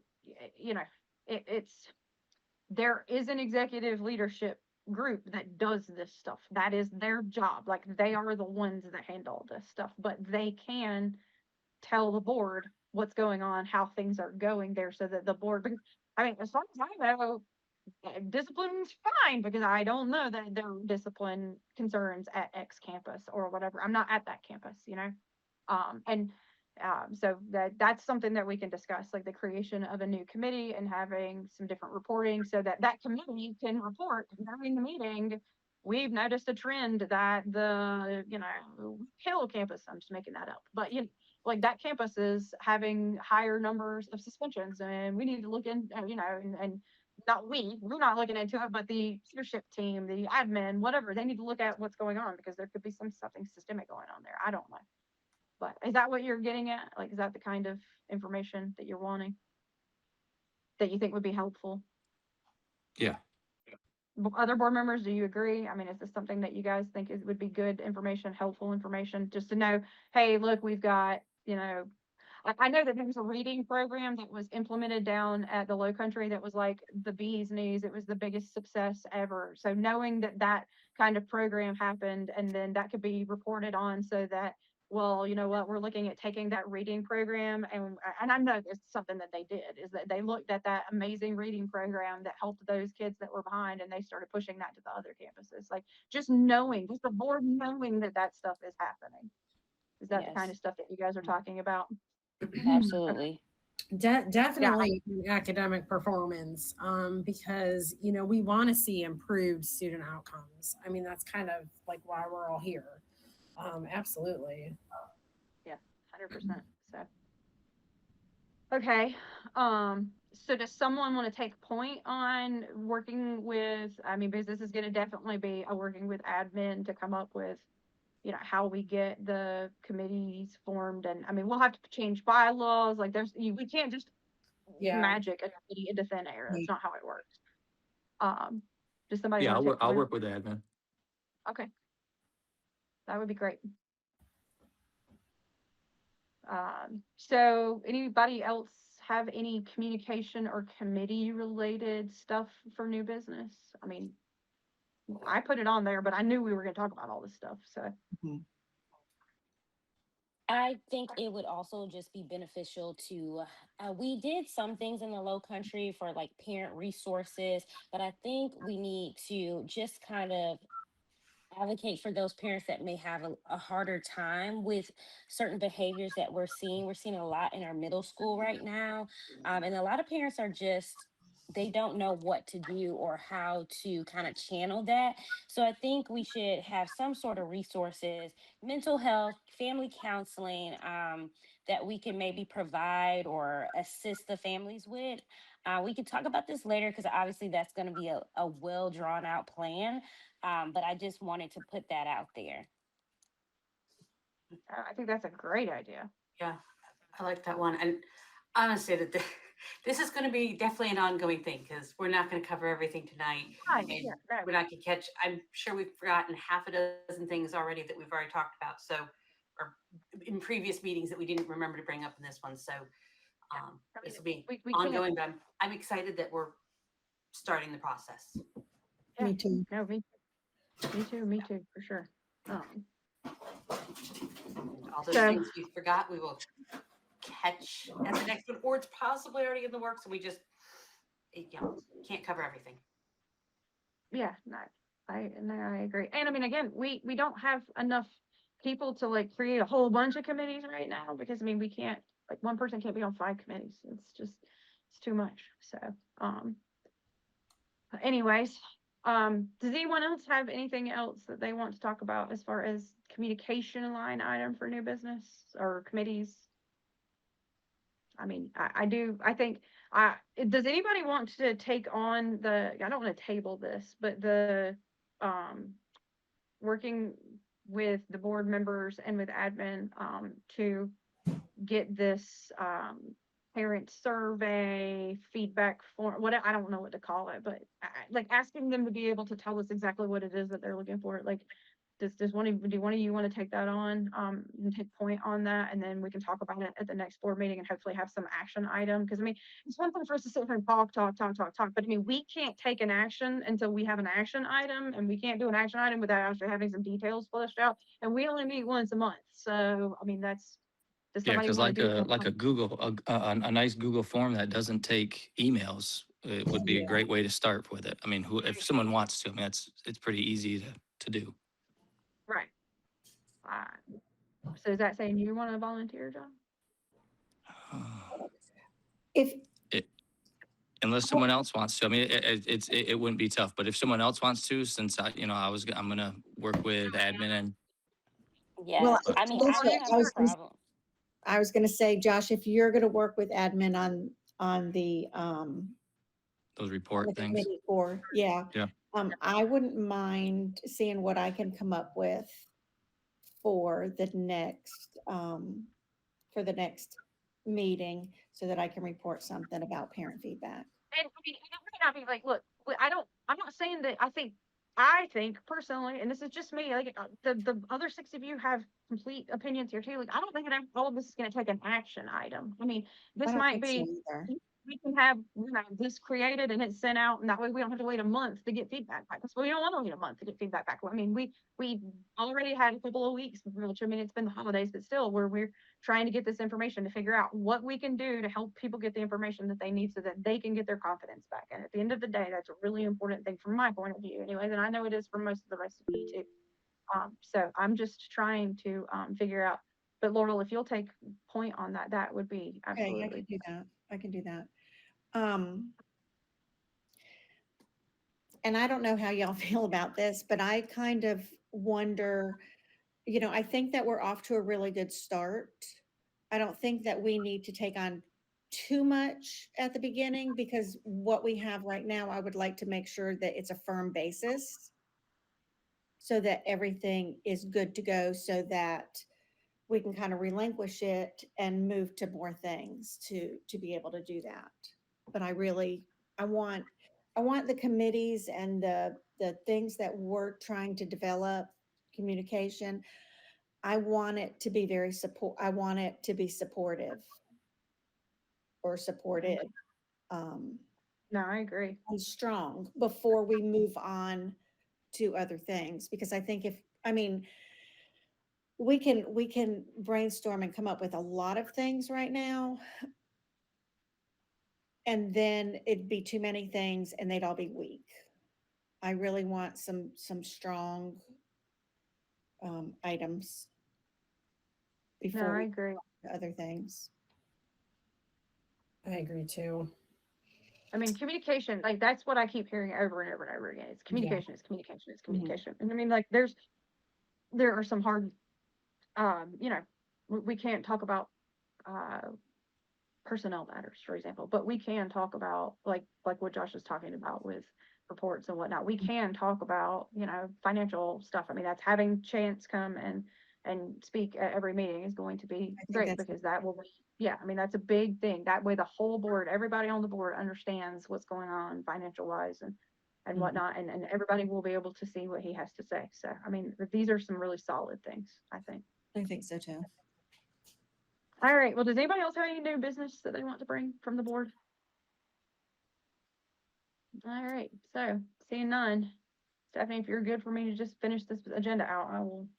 Oh, I guess the only thing is the town hall Q&A. Like, I don't know if we can set a date for that, or That's where I was going. Okay, go ahead.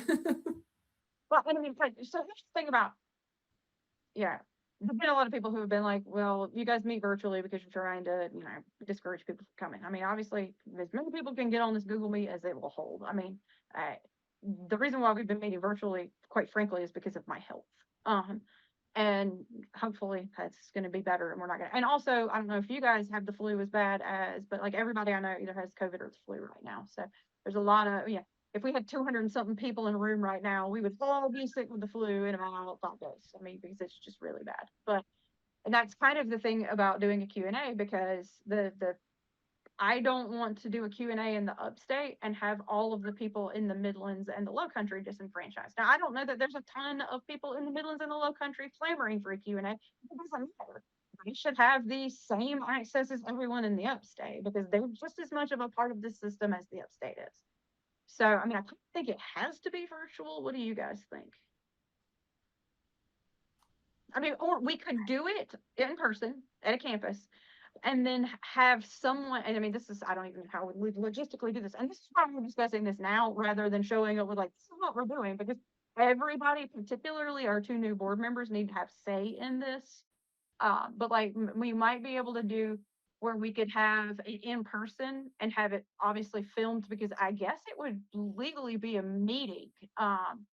If we were all there, like that's gonna legally be like a special board meeting, and that's fine. We can totally do a special board meeting, but so we would have to offer a link. We would just have to have a way so that people that are not at whatever that campus is, you know, if it's the elementary school or the high school or Simpsonville or whatever, that they would have a way to ask questions. I mean, we also would have to figure out how we couldn't have it go for like 6 hours, because I don't know about y'all, but I can't do another 6 hour meeting. That's just not possible. And yeah, so I don't think anybody else on the board wants to do another 6 hour meeting either. So ideas, thoughts. I mean, what I wonder- want to make this happen. Like, I really want to make this happen. I wonder if we could do it like by campus and maybe a couple of board members be there, just so it's not too much. Cause like you said, if everybody shows up with their questions, I mean, it would be a very long time. Maybe just try to break it up a little bit. Or maybe a hybrid, like you're saying, you know, we have it, there's an in-person, even if the people, you know, if time allowing, yes, you can make comments and you can write things in chat and we'll try to bring them up, but you know, do a hybrid. Each campus has, but it's also videoed so that everybody can be watching it and hear the answers and see what's going on, and you know, and a combination of both, and maybe some then just virtual. But it may take a bunch of them in different locations, combinations. I think a hybrid's going to be our only manageable way to do it. Yeah. Multiple. Yeah, hybrids. I think that's a good idea, because each board definitely. member at their school can be there too. Not Yeah, if And we the don't. concerns are going to be different. They're going to be they different are for each totally campus. different. That's right. I mean, that, So what if yeah, I we mean, I, did it where, oh, excuse me. no, you go ahead. Go ahead. Oh, so what if we did it where each board member was at the school, and then when they came, we gave them maybe a 30 or 15-minute time frame earlier, and they write their questions down, and the board member actually says it, even though everybody is virtual, but the board member actually asks the question, and then for everybody, so it won't be a bunch of people in and out the whole time, especially for the ones that's in person. That could definitely keep things That's a good idea. smoother. Right. Yeah. Now, Yeah. I love back and forth dialogue. I'm all about, you know, okay, now follow-up question. But realistically, yeah, like I said, we'll end up with, you know, 6 hour meetings if we, you know, and maybe eventually we get to that point, but that may be a really great way to keep it manageable at first. And I mean, I want it to also be like respectful too. I mean, I do not want to have another instance where people are being slandered. I mean, that's just, it's not okay. And I mean, I think that's why it'll be good for the questions to go to the board member or the person who's going to Yeah. relay the question. So therefore, if it's something that the board cannot answer, cannot talk about, we can let them know ahead of time, hey, look, this question we cannot ask because it cannot be answered. That way, now we don't have to go through interrupt and telling them no, we can't talk about that because it'll already be answered prior to the question even going out there. Well, and if it's the same question quite a few times, they can all be grouped together, and you don't have to continually bring up the same thing. Unfortunately, right. Yeah, that's I a mean, great we idea. could have like 2 board members maybe, so let's say if we do at each campus, so let's say that it could be like the campus's representative and then maybe like a member from the governance committee. And then that way, because I mean, there's so many people who are being so distrustful right now.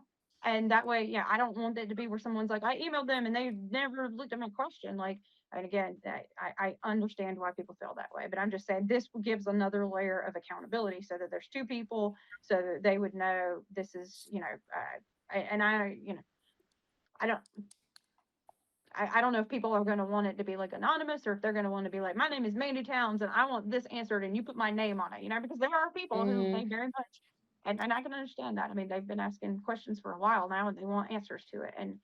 But I mean, I think that's, I don't know about you guys. I know that there is a new committee being formed at every campus. Because I've seen the emails. It's like a parent involvement committee, advisory committee, and Student it's not. Improvement Council.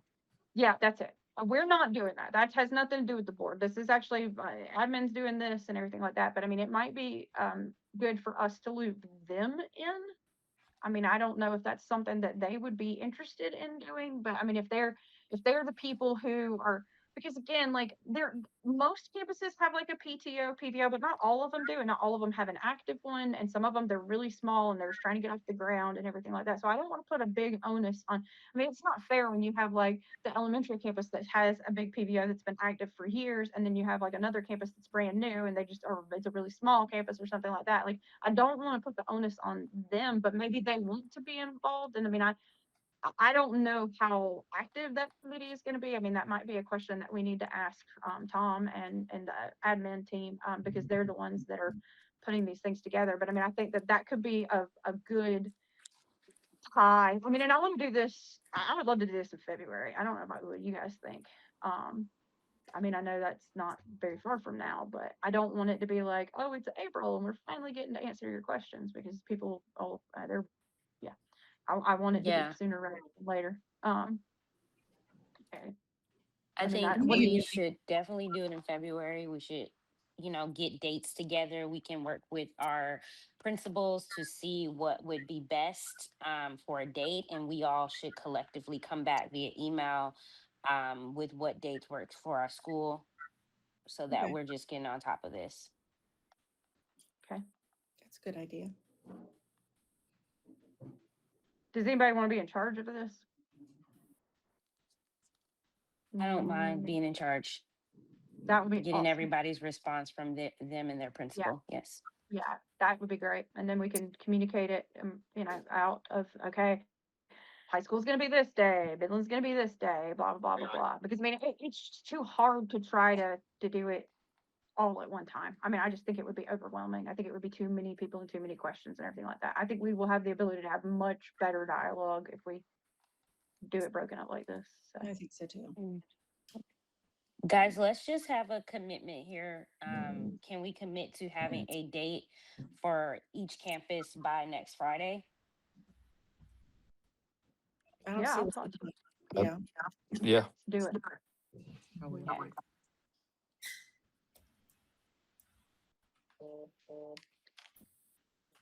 All right. Well, we have that in the works and the other stuff in the works. So that's all I had for new business. Anybody else have anything for new business, board members? No, but just to reiterate, Mm-mm. we'll have dates by January 16th to Ms. To Harris. Catherine. Correct. Okay, perfect. So should each of us reach out to our campuses and Yes. principals and find out what dates would be good? For a date in February. Perfect. Thank you. All right. Well, that's all I have for new business. Anybody else have any new business on the board? All right. Well, we'll let, I know we've been going for 2 hours now, so we'll get to the executive director update. And I know that there's some presentations and things here, and we do have some action items. So board members, please stick with me. I'm sorry, we don't typically have long meetings like this, but we have a lot to cover. So, Tom? Thank you, Mandy. And thank you to this board and welcome to the new board members. I appreciate all the public comments as well. I met with a number of the people that spoke tonight, and I welcome an opportunity to meet one-on-one with anyone else who spoke or would like to meet with me individually. I also would like to acknowledge that, we didn't come this far to only come this far. What I walked into, we didn't have policy for this state. We didn't have certified administrators. We didn't have a lot of things. We had a financial obstacle of the new bond. In 3 years, we went from 1,800 kids to nearly 3,000, a near 60%, while we had to build a new organization. So I thank this board for their continued support, for the vision and the support for the path that we've taken. I know last year was a challenging year, and I know we've had some obstacles this year, but I do have tremendous confidence in our school leaders and our central office team that have really stuck through all this and have carried that vision. And we haven't moved the target. And one of the great things I've heard both tonight and across the state this week alone is how wonderful the staff is at Green across all our campuses. And that is a credit to our staff, but it's also the water we put in the pool. We've made sure that our staff feel buoyed by what we do. We give them some autonomy and some flexibility, and we've been working very hard to ensure comparable compensation and support and benefits. So I know we've had a rough patch here, but we didn't come this far to only come this far, and I don't want anyone to forget that. We have just this week alone, we got the communication around our school leaders. Every school leader is a certified administrator. Everybody at central office is a professional administrator. Catherine Watt, who does our policy, is a Juris Doc. We have a high quality team that have brought this where it is right now. The wonderful enrollment at our brand new school in Simpsonville is a testimony to the vision that we crafted and then hired an amazing staff that brought that into fruition. The ability to personalize education, give students a chance to have personal mission statements. That's all the vision we brought here 4 years ago when this board brought me here. So I have never been more proud of the work that I've done professionally for nearly 40 years than what we've accomplished in 4 short years at Green. So I understand we have to make continuous improvement. It's one of the goals in our strategic plan. But I don't want us to forget that just in the end of December, Greenville County recognized Green Charter Schools as the best charter schools in the county for the 3rd straight year. Empowered by Meg Ryan nationally recognized us last fall. Today, I was down at the district and there was, I think, 14 or 15 schools that were recognized as schools of excellence. 3 of them were ours.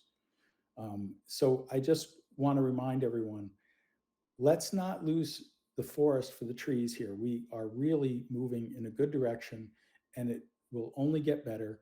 24-25 was an absolute challenge. It was when our bond was due, the second part of our bond, and it was when we had to ramp up to open that beautiful school in Simpsonville. And if you look at the schools that I have built since I got here at the high school in Simpsonville, they're markedly better for students and teachers.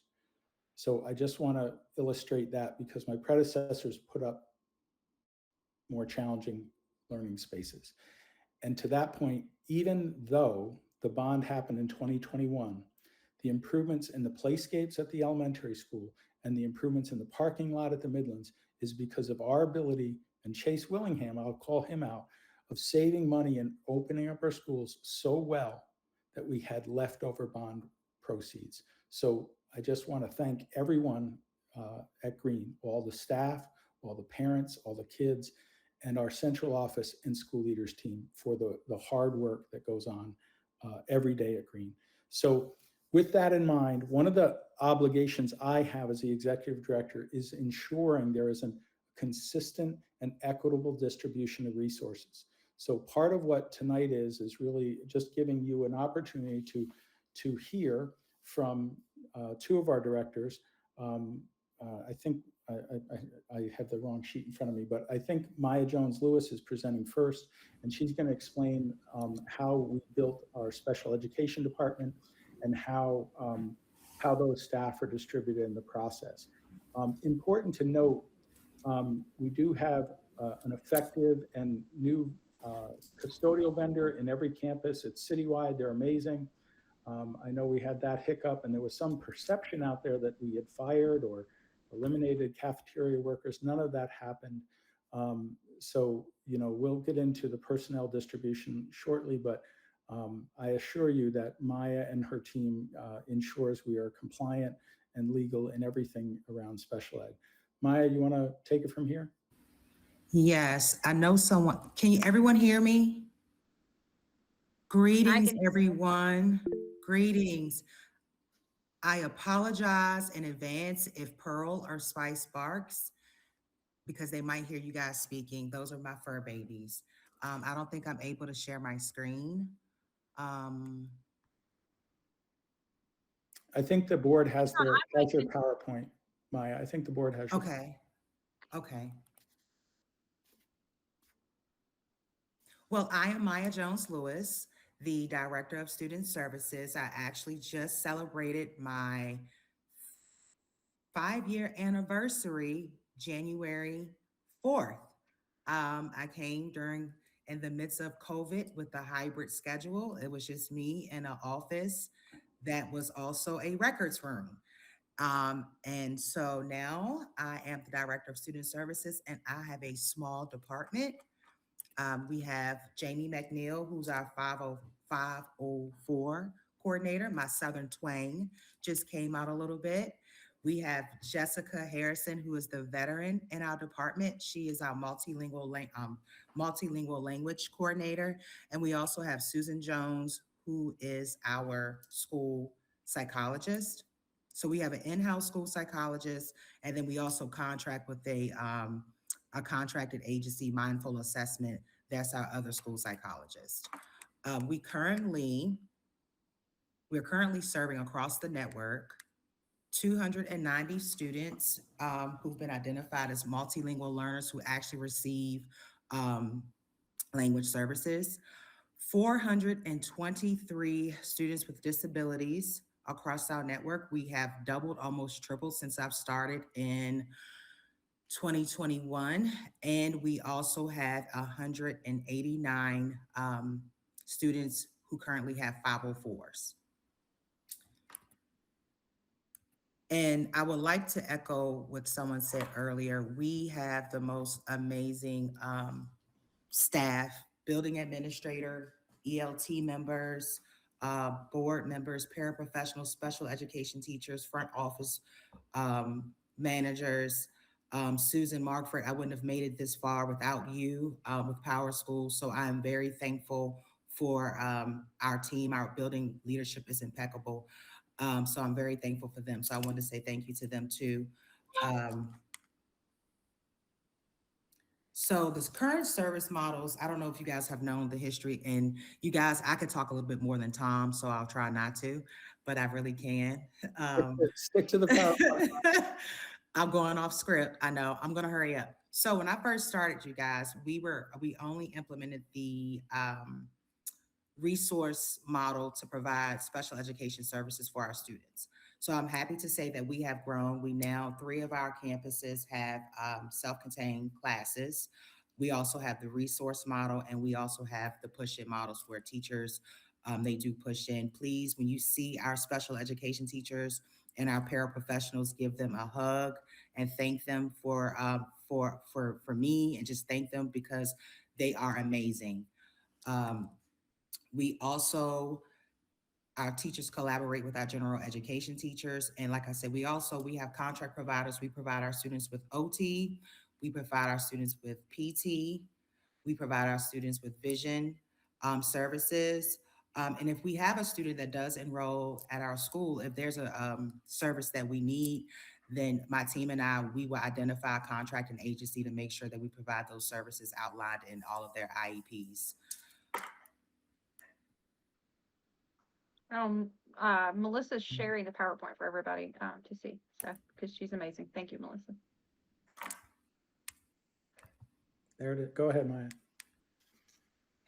And I do apologize. This was done in Canva, and I shared it in Google. And I would like to give a huge shout out to Jessica Harrison, our MLP data. Our students last year exceeded the district's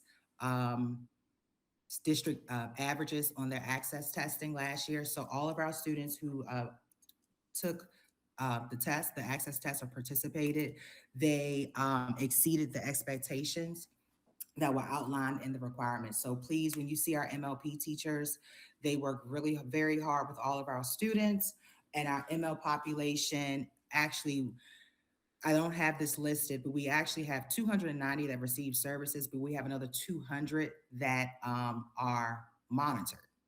So we have about 400 students altogether, but 290 actually receive direct services. Can I just interrupt here? Just when you look at that, the number of students we serve, one of the things that this speaks to is our integrity around applications and a blind lottery. One of the things that we are at Green is a free public education. And these numbers are aligned equally with the state averages because we have a blind lottery. There's no hand picking of kids. They're accepted. Now, sometimes we can't provide all the services they need, and that we have to ramp up as best we can. But you know, we can make a determination if it's not an appropriate setting for a student, and Maya would facilitate that through the IEP process. But why we have so many multi-language learners, 504 students and special ed students is because we do a blind lottery and we accept them all. And that what makes Green so special too. We have so many kids with unique needs, and we also have 40 countries represented at Green because we simply just accept who signs up. Go ahead, Maya. Well, the stars of the presentation are our special education teachers. We have tripled our staff, and I'm proud to, I listed everyone's name. I'm going to give everyone a shout out. We have Ms. Kara Class, Dr. Mona Yousefi. These are our Greenville staff members. They are special education teachers. Ms. Clara Guerrero, Amanda Leonetti, Sarah Hetzel is our middle school special education teacher, and Ms. Jennifer Compton. Ms. Angela Mayfield is our paraprofessional at our elementary school. Ms. Sandy Thompson is not only our paraprofessional, but she's also our 504 coordinator at our Green Elementary School. Sarah Teal, who's our MLP teacher. Ms. Alicia Hack, who is our MLP teacher at the elementary school. Lindaria Engelman, our MLP teacher at the elementary school. And I get a little nervous sometimes, you guys. I don't like speaking in front of people. I'm very shy. People don't know that, but I am. Our Green, Low Country, and Midlands, they may be small, but they are mighty, you all. We have Mr. Denario Smalls, a special education teacher, Sherelle Bowman-Wise, Mark Mitchhoffer. He just joined our team not too long ago, and Rachel Kearns, our MLP teacher. Ms. Jairus Good, she is our special education teacher, but we do contract with the agency. That school, we had one teacher for several years, so we had to reach out and we had to contract with the contracting agency because our numbers tripled down there within a year and a half. Ms. Jennifer Gray, who we added to our team last year. She was actually a general education teacher, and she wanted to become a special education teacher this year. Ms. Karina Vega, our MLP teacher, and Ms. Linda Pugh, who is our paraprofessional that's there. Our Green Upstate High School, we have Mr. Cornelius Foster, Ms. Beth Childress, Bethany Miller, and Anita Layden is our MLP teacher, but those are my three special education teachers. Wonderful team. You guys, please go and meet and greet them. Our mighty Spartanburg team, Lauren Goodwin, Jennifer Lewis, and Ashley Frepp are our special education teachers. Ms. Strickland Furman is our paraprofessional. Pang Vang, our MLP teacher, and Ms. Nikki Guyon, our MLP teacher for our Spartanburg campus. And our Green Simpsonville campus, I have a surprise that's on this slide. I'm debuting it tonight, and I hope I don't tear up with you guys, but this is really what Green's about. We have Miss Brittany Detro, our special education teacher, Dr. Lauren Meeks, Miss Kristen Smith. Miss Kristen Smith, I met her my first year here at Green, and I would always get stuck in the car line. And she would always move all the cars so I could back out because I was always rushing to another meeting or going to a doctor's appointment. But we have Miss Toshiba Flemings, who teaches at our elementary school, and her brother, Dr. Flemings, who spoke life and spoke to who she was and what they saw, and encouraged her to go back to college. And in April or May of 2023, she was helping me out the parking space, and she said, Miss Jones Lewis, she said, I'm going back to school and I'm majoring in special education. I said, I'm going to be there at the graduation. You keep me posted. And December 12th, she graduated. She's a fully certified multi-categorical special education teacher.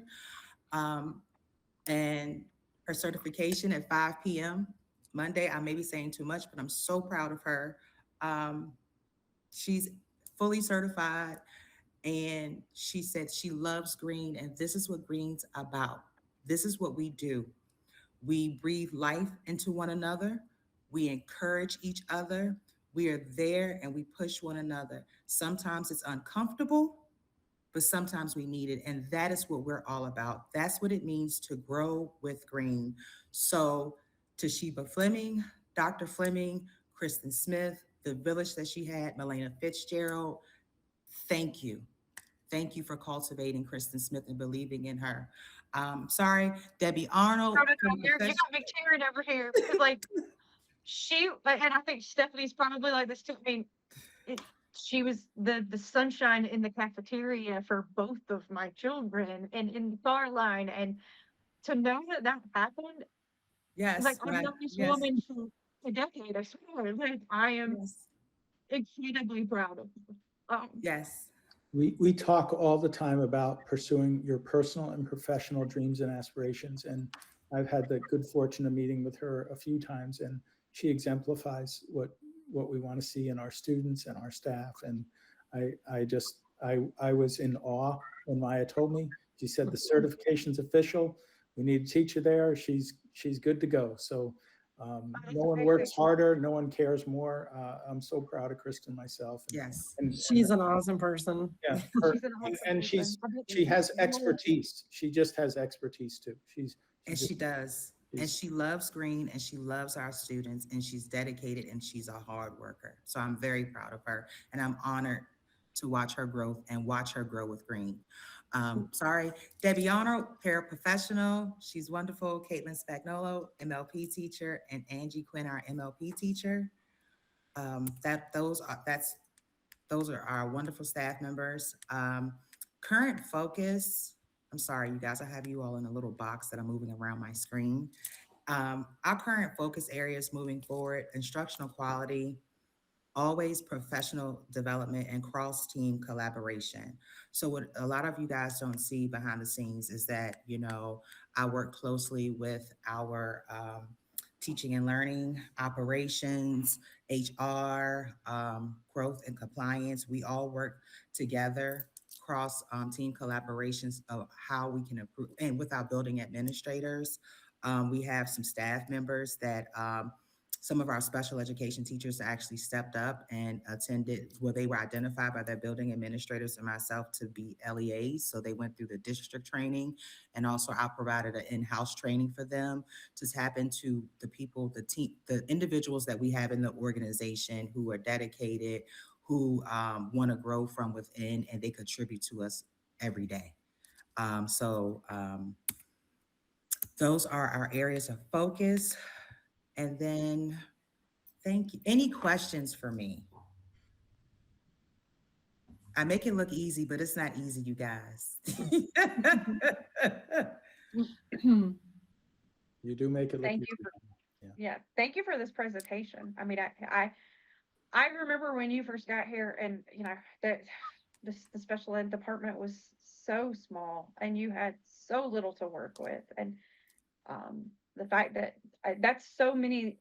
I wanted to make a point here because Tom brought up, like, look, we do a blind lottery, and that's true, and that's a really important thing because there are federal laws that guarantee that every kid has the right to an education, a free public education. We also don't get as much money as the other public schools down the street do.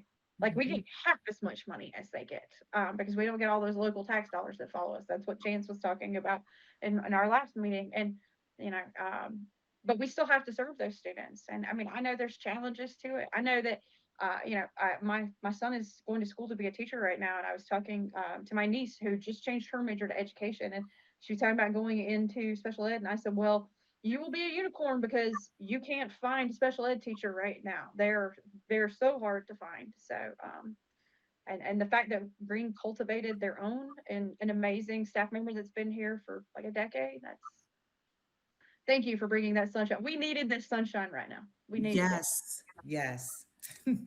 Thank you. Thank you, Maya.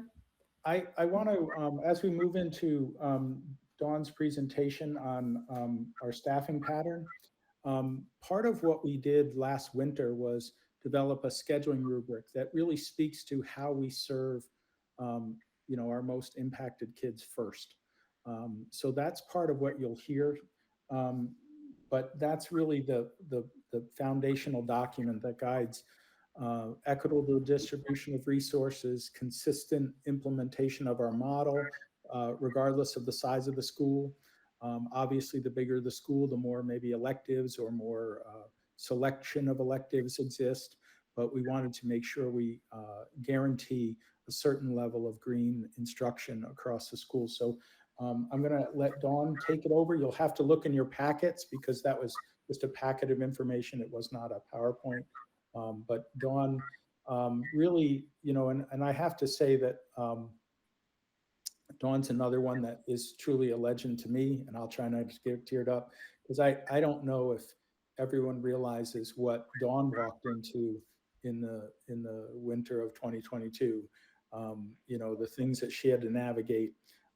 She's not only incredibly bright, incredibly hardworking, but she's clearly dedicated to green and savvy about how to navigate some of the most complex challenges, normally within personnel and HR, are always challenging. And she does that with such a deft hand. So this is her presentation to really reinforce and share with the board the full staffing pattern across the network, that you see that it's consistently applied and that, you know, what reductions were made and really the decision-making we go through when we meet with principals and develop the budget.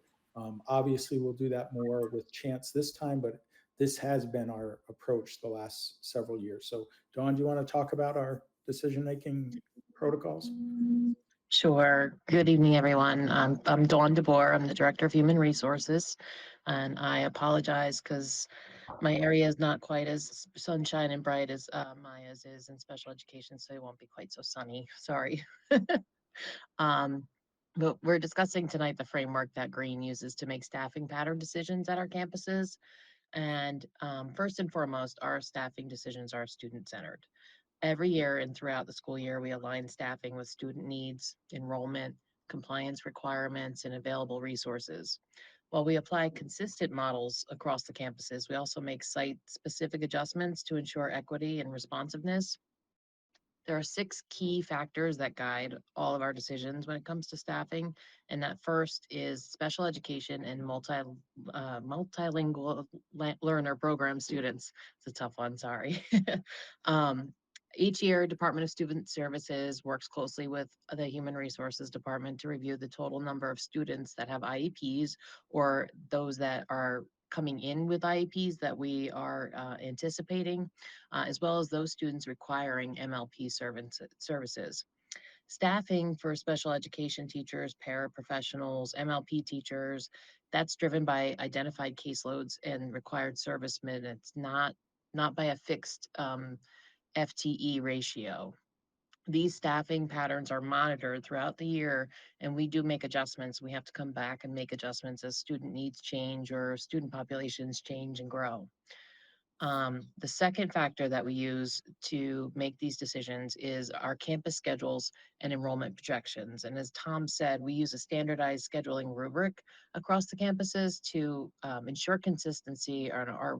One of our major goals is to ensure that a student at the Low Country campus is getting an equal or equitable education as someone in Spartanburg or as someone in Simpsonville or someone at Green Pelham Elementary or Green Middle.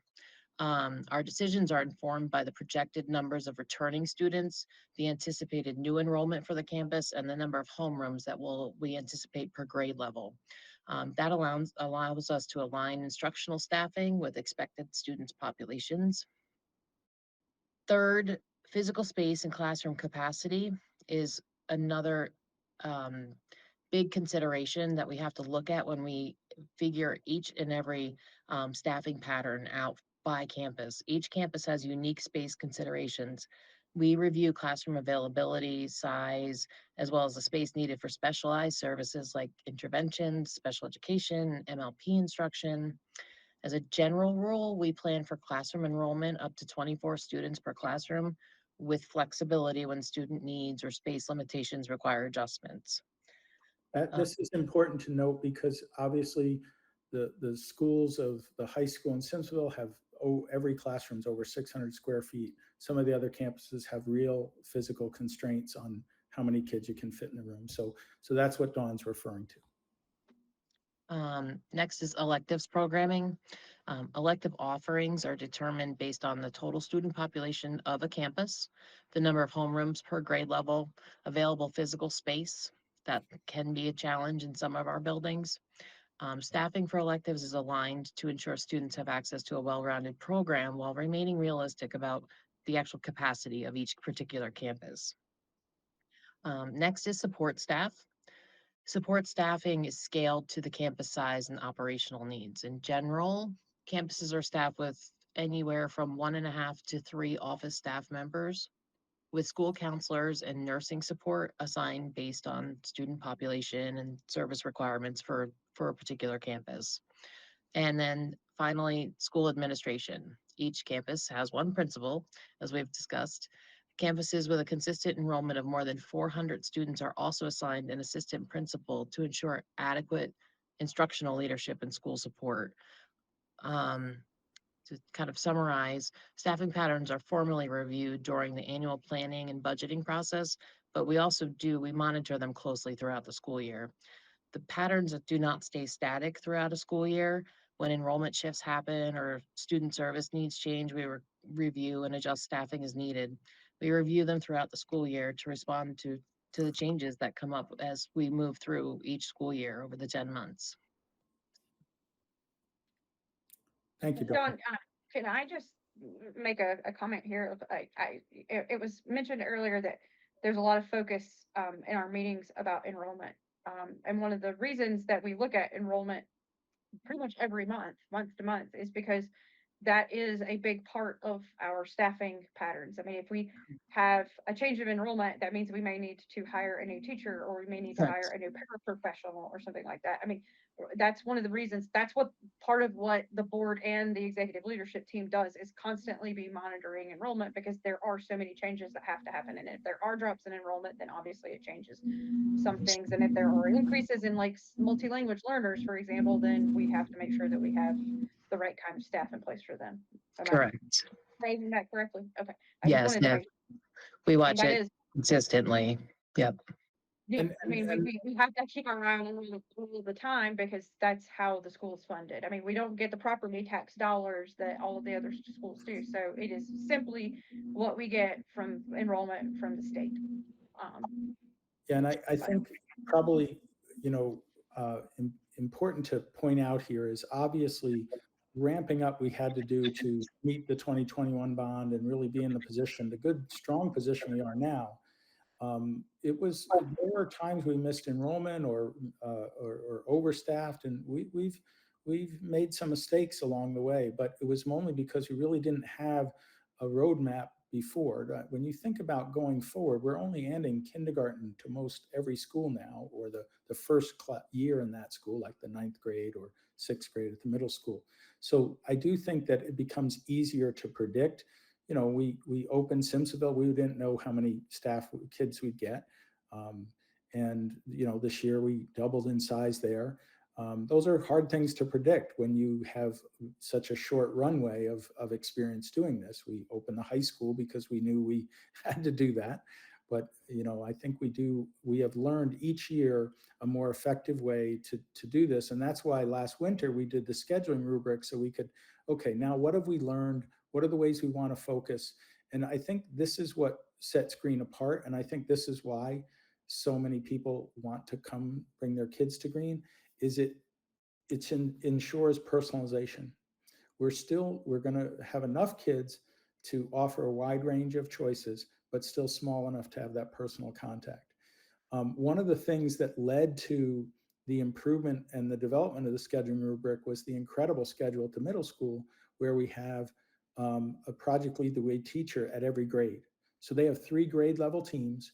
They have double language arts and a Project Lead the Way. So in most middle schools, you don't see that. It starts to feel much like a junior high.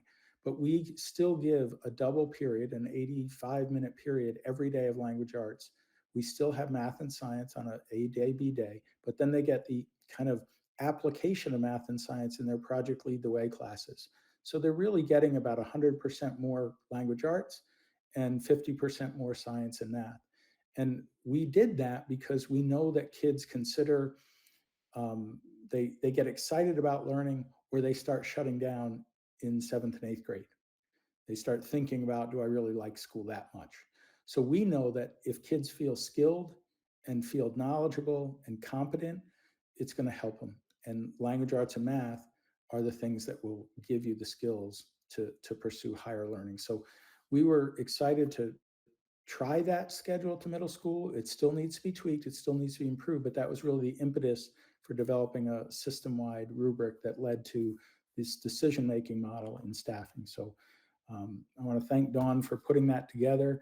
In addition, in your packet is also the distribution of the reductions that you asked for. So as you can see, the significant reductions were made at central office to ensure that we always protected the classroom experience for our students. As we heard from our stakeholders, and as we know, the relationship between teacher and student is the most critical thing at Green. And that's what sets us apart, because everything's focused. Everything we do focuses on that relationship. So does anyone have any questions for Dawn? I do. Just real quick, just some of the campuses have a full-time substitute and some have a full-time substitute that also has a little bit extra work they do, like social media, or No, so all of our campuses, K-8, have a full-time building substitute at them. The high school has, we call it a student support specialist.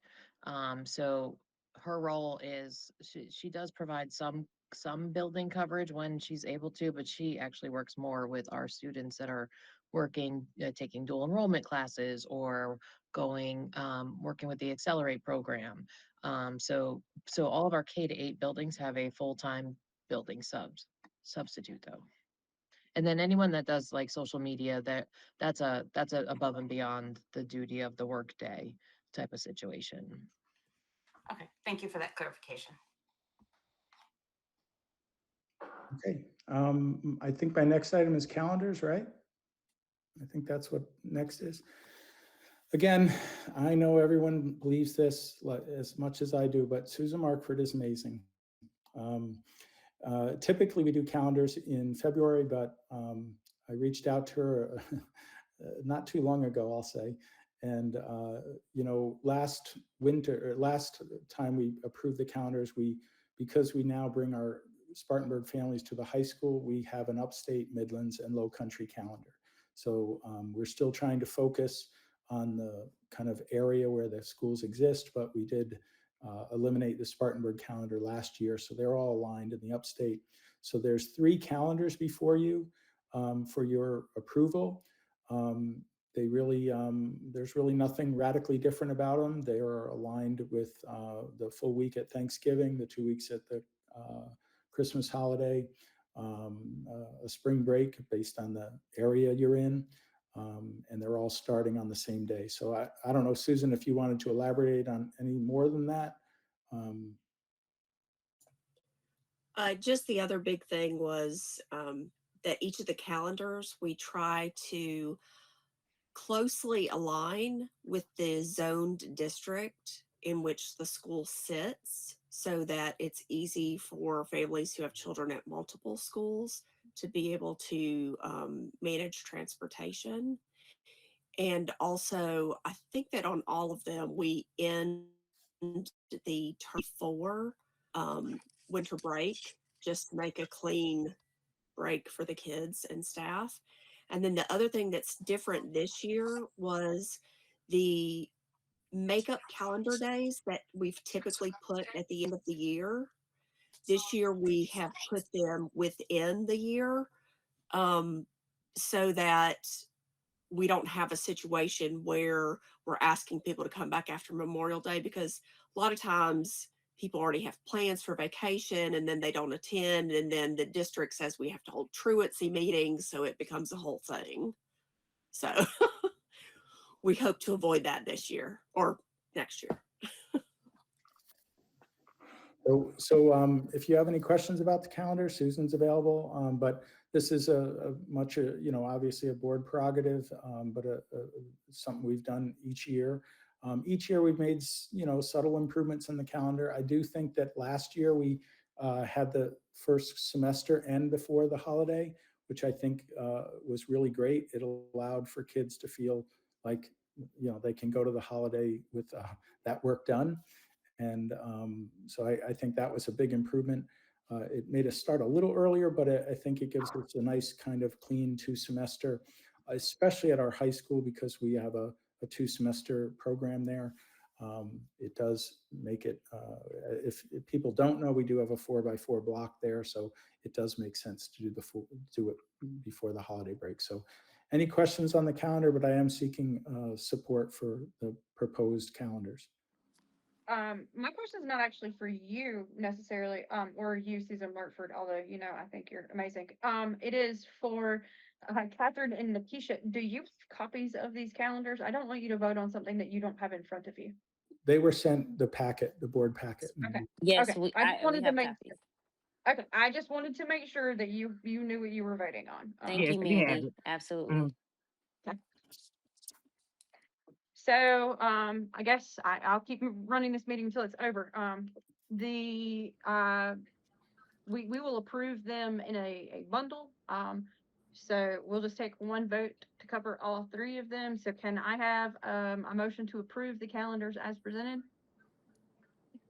Yes. All right. Trishka went first. Laurel got second. So any comments, anything that needs to be addressed, any changes, anything like that, board members? Seeing none, I'll call the question. All in favor?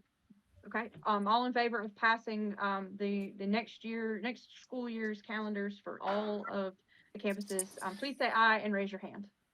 Aye. Did we lose Stephanie? Is she still here? Hi, I'm here. Sorry. Okay. Just making sure. Just making sure. All right. Thank you very So much. calendars have been approved, and these are going to get disseminated to stakeholders immediately, right? Or as soon as possible, because I know there are people trying to plan for next year. Yeah, I think Susan will make sure that gets out to the principals. Thank you all very much. So the last item I have is an action item as well. And first and foremost, I want to address 2 things. Obviously, we had some vandalism at the middle school. Within a few hours, we were able to start investigating it. Having Jeff Long at Green is amazing. He was over the SRO at the middle school back when he was the major at City of Greenville. So within a week, we were able to make the police made arrests of the delinquent who broke into the school and caused a lot of water damage. So the legal side is ongoing. Mr. Whitehead has a plan to open Monday. It really was minimal extensive damage, just a lot of water damage.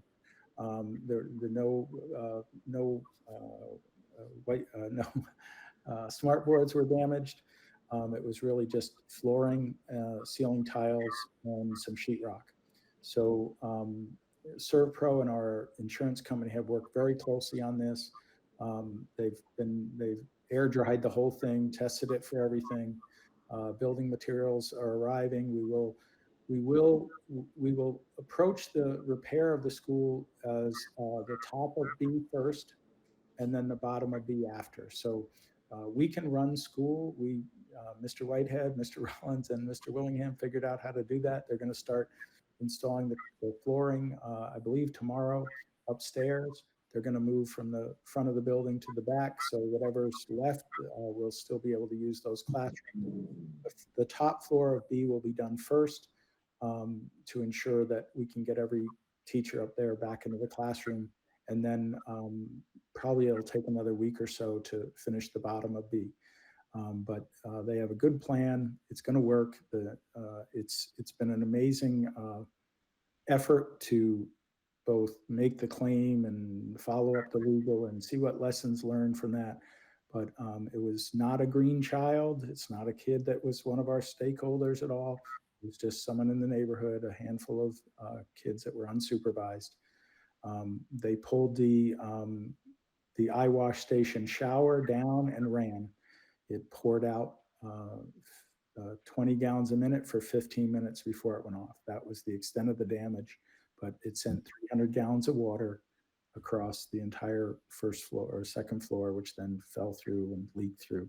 So that's what we dealt with. Now, this is part of the action item I need from you, but first I want you to indulge me a minute here, because I cannot express more gratefully the effort by Chris Neely and his staff to work with us on this challenge. Some of you may be aware there was an expansion of Green Upper Campus and Lower Campus about a decade ago. And they have literally been operating under the same school ID number. And because of that, last year, if you remember, we had the skylight problem at the elementary school, and Greenville Middle was not able to use any remote days after that. Now we had the hurricane and we got the 3 days wave then. So we were able to work it out, but I was not going to tell our stakeholders that we couldn't have school at the elementary school because some bureaucratic student ID number or school ID number. And Chris completely got it, got his staff engaged with the State Department, and by Monday afternoon had an answer that we're going to separate the schools. So the elementary school has their remote days back. It's great for Susan. It's great for everybody in Power School. And it was because of the hard work of Chris Neely and his staff to support it, see the sanity in it, and make sure it happens. So before you is simply the opportunity to waive 3 school days for the Greenville Middle School. So this week they will only have to make up one of the days that they're missing this week. It does not, I'm not asking for anybody else, we still have the winter to get through completely, but this would be a tremendous relief for the middle school. And I would appreciate support for waiving 3 school days. The district and Chris's staff confirmed that that is still the legal right of the board to do. I don't want to do it for the whole charter because I want the elementary school to still have their remote days, and we're not touching any other school. So thankfully we'll be able to do this going forward. So that's the final request, and a note of gratitude to the district. Yes, please. Thank you to our Yes. school district. Thank you so much. I mean, board members, can I have a motion to approve the action item to waive the 3 days for the Greenville Middle School campus? So moved. And we got a second there too. Any comments, questions, board members, anything like that? I do want to comment real quick, not so much on that, just having walked that building, I want to say that ServPro is doing an amazing job. And I know mold is always a concern. Everybody's always worried there's water. ServPro was above and beyond testing, checking. It was thoroughly inspected and bone dry and no signs of any issues. So that was, I know it's always a concern. And There was probably 80 leaf blowers going at the same time. Walls and on floors, like it was loud, but they weren't going to do anything till they made sure it was all safe. So, that's what Chase makes sure of at Green. He makes sure we do it the right way. Did we vote Can I on it? vote? Yeah, go ahead. All right, if all in favor, please say aye and raise your hand. Aye. All right, motion passes. The middle school has their 3 days waived. Thank you very much. I'll extend your gratitude to the district and to the middle school staff as well. Yeah, they deserve time. Yes, and again, I just really thank this board for their continuous support, and let's just keep moving forward. We didn't come this far, don't come this far, and I really am proud of where we have come and where we're going. So thank you very much for your support tonight, and I look forward to seeing you next time. All right, that is the conclusion of our agenda, guys. On a personal note, I just want to thank you all. It has been an honor and a privilege to be your chair for the last 3 years. So for the last time, can I please have a motion to adjourn? I'll adjourn. Thank you. All right, you guys have a wonderful evening, and Thank see you you, Mandy. Thank you, Thanks, Mandy. Mandy. Thank you. Thank you. Bye.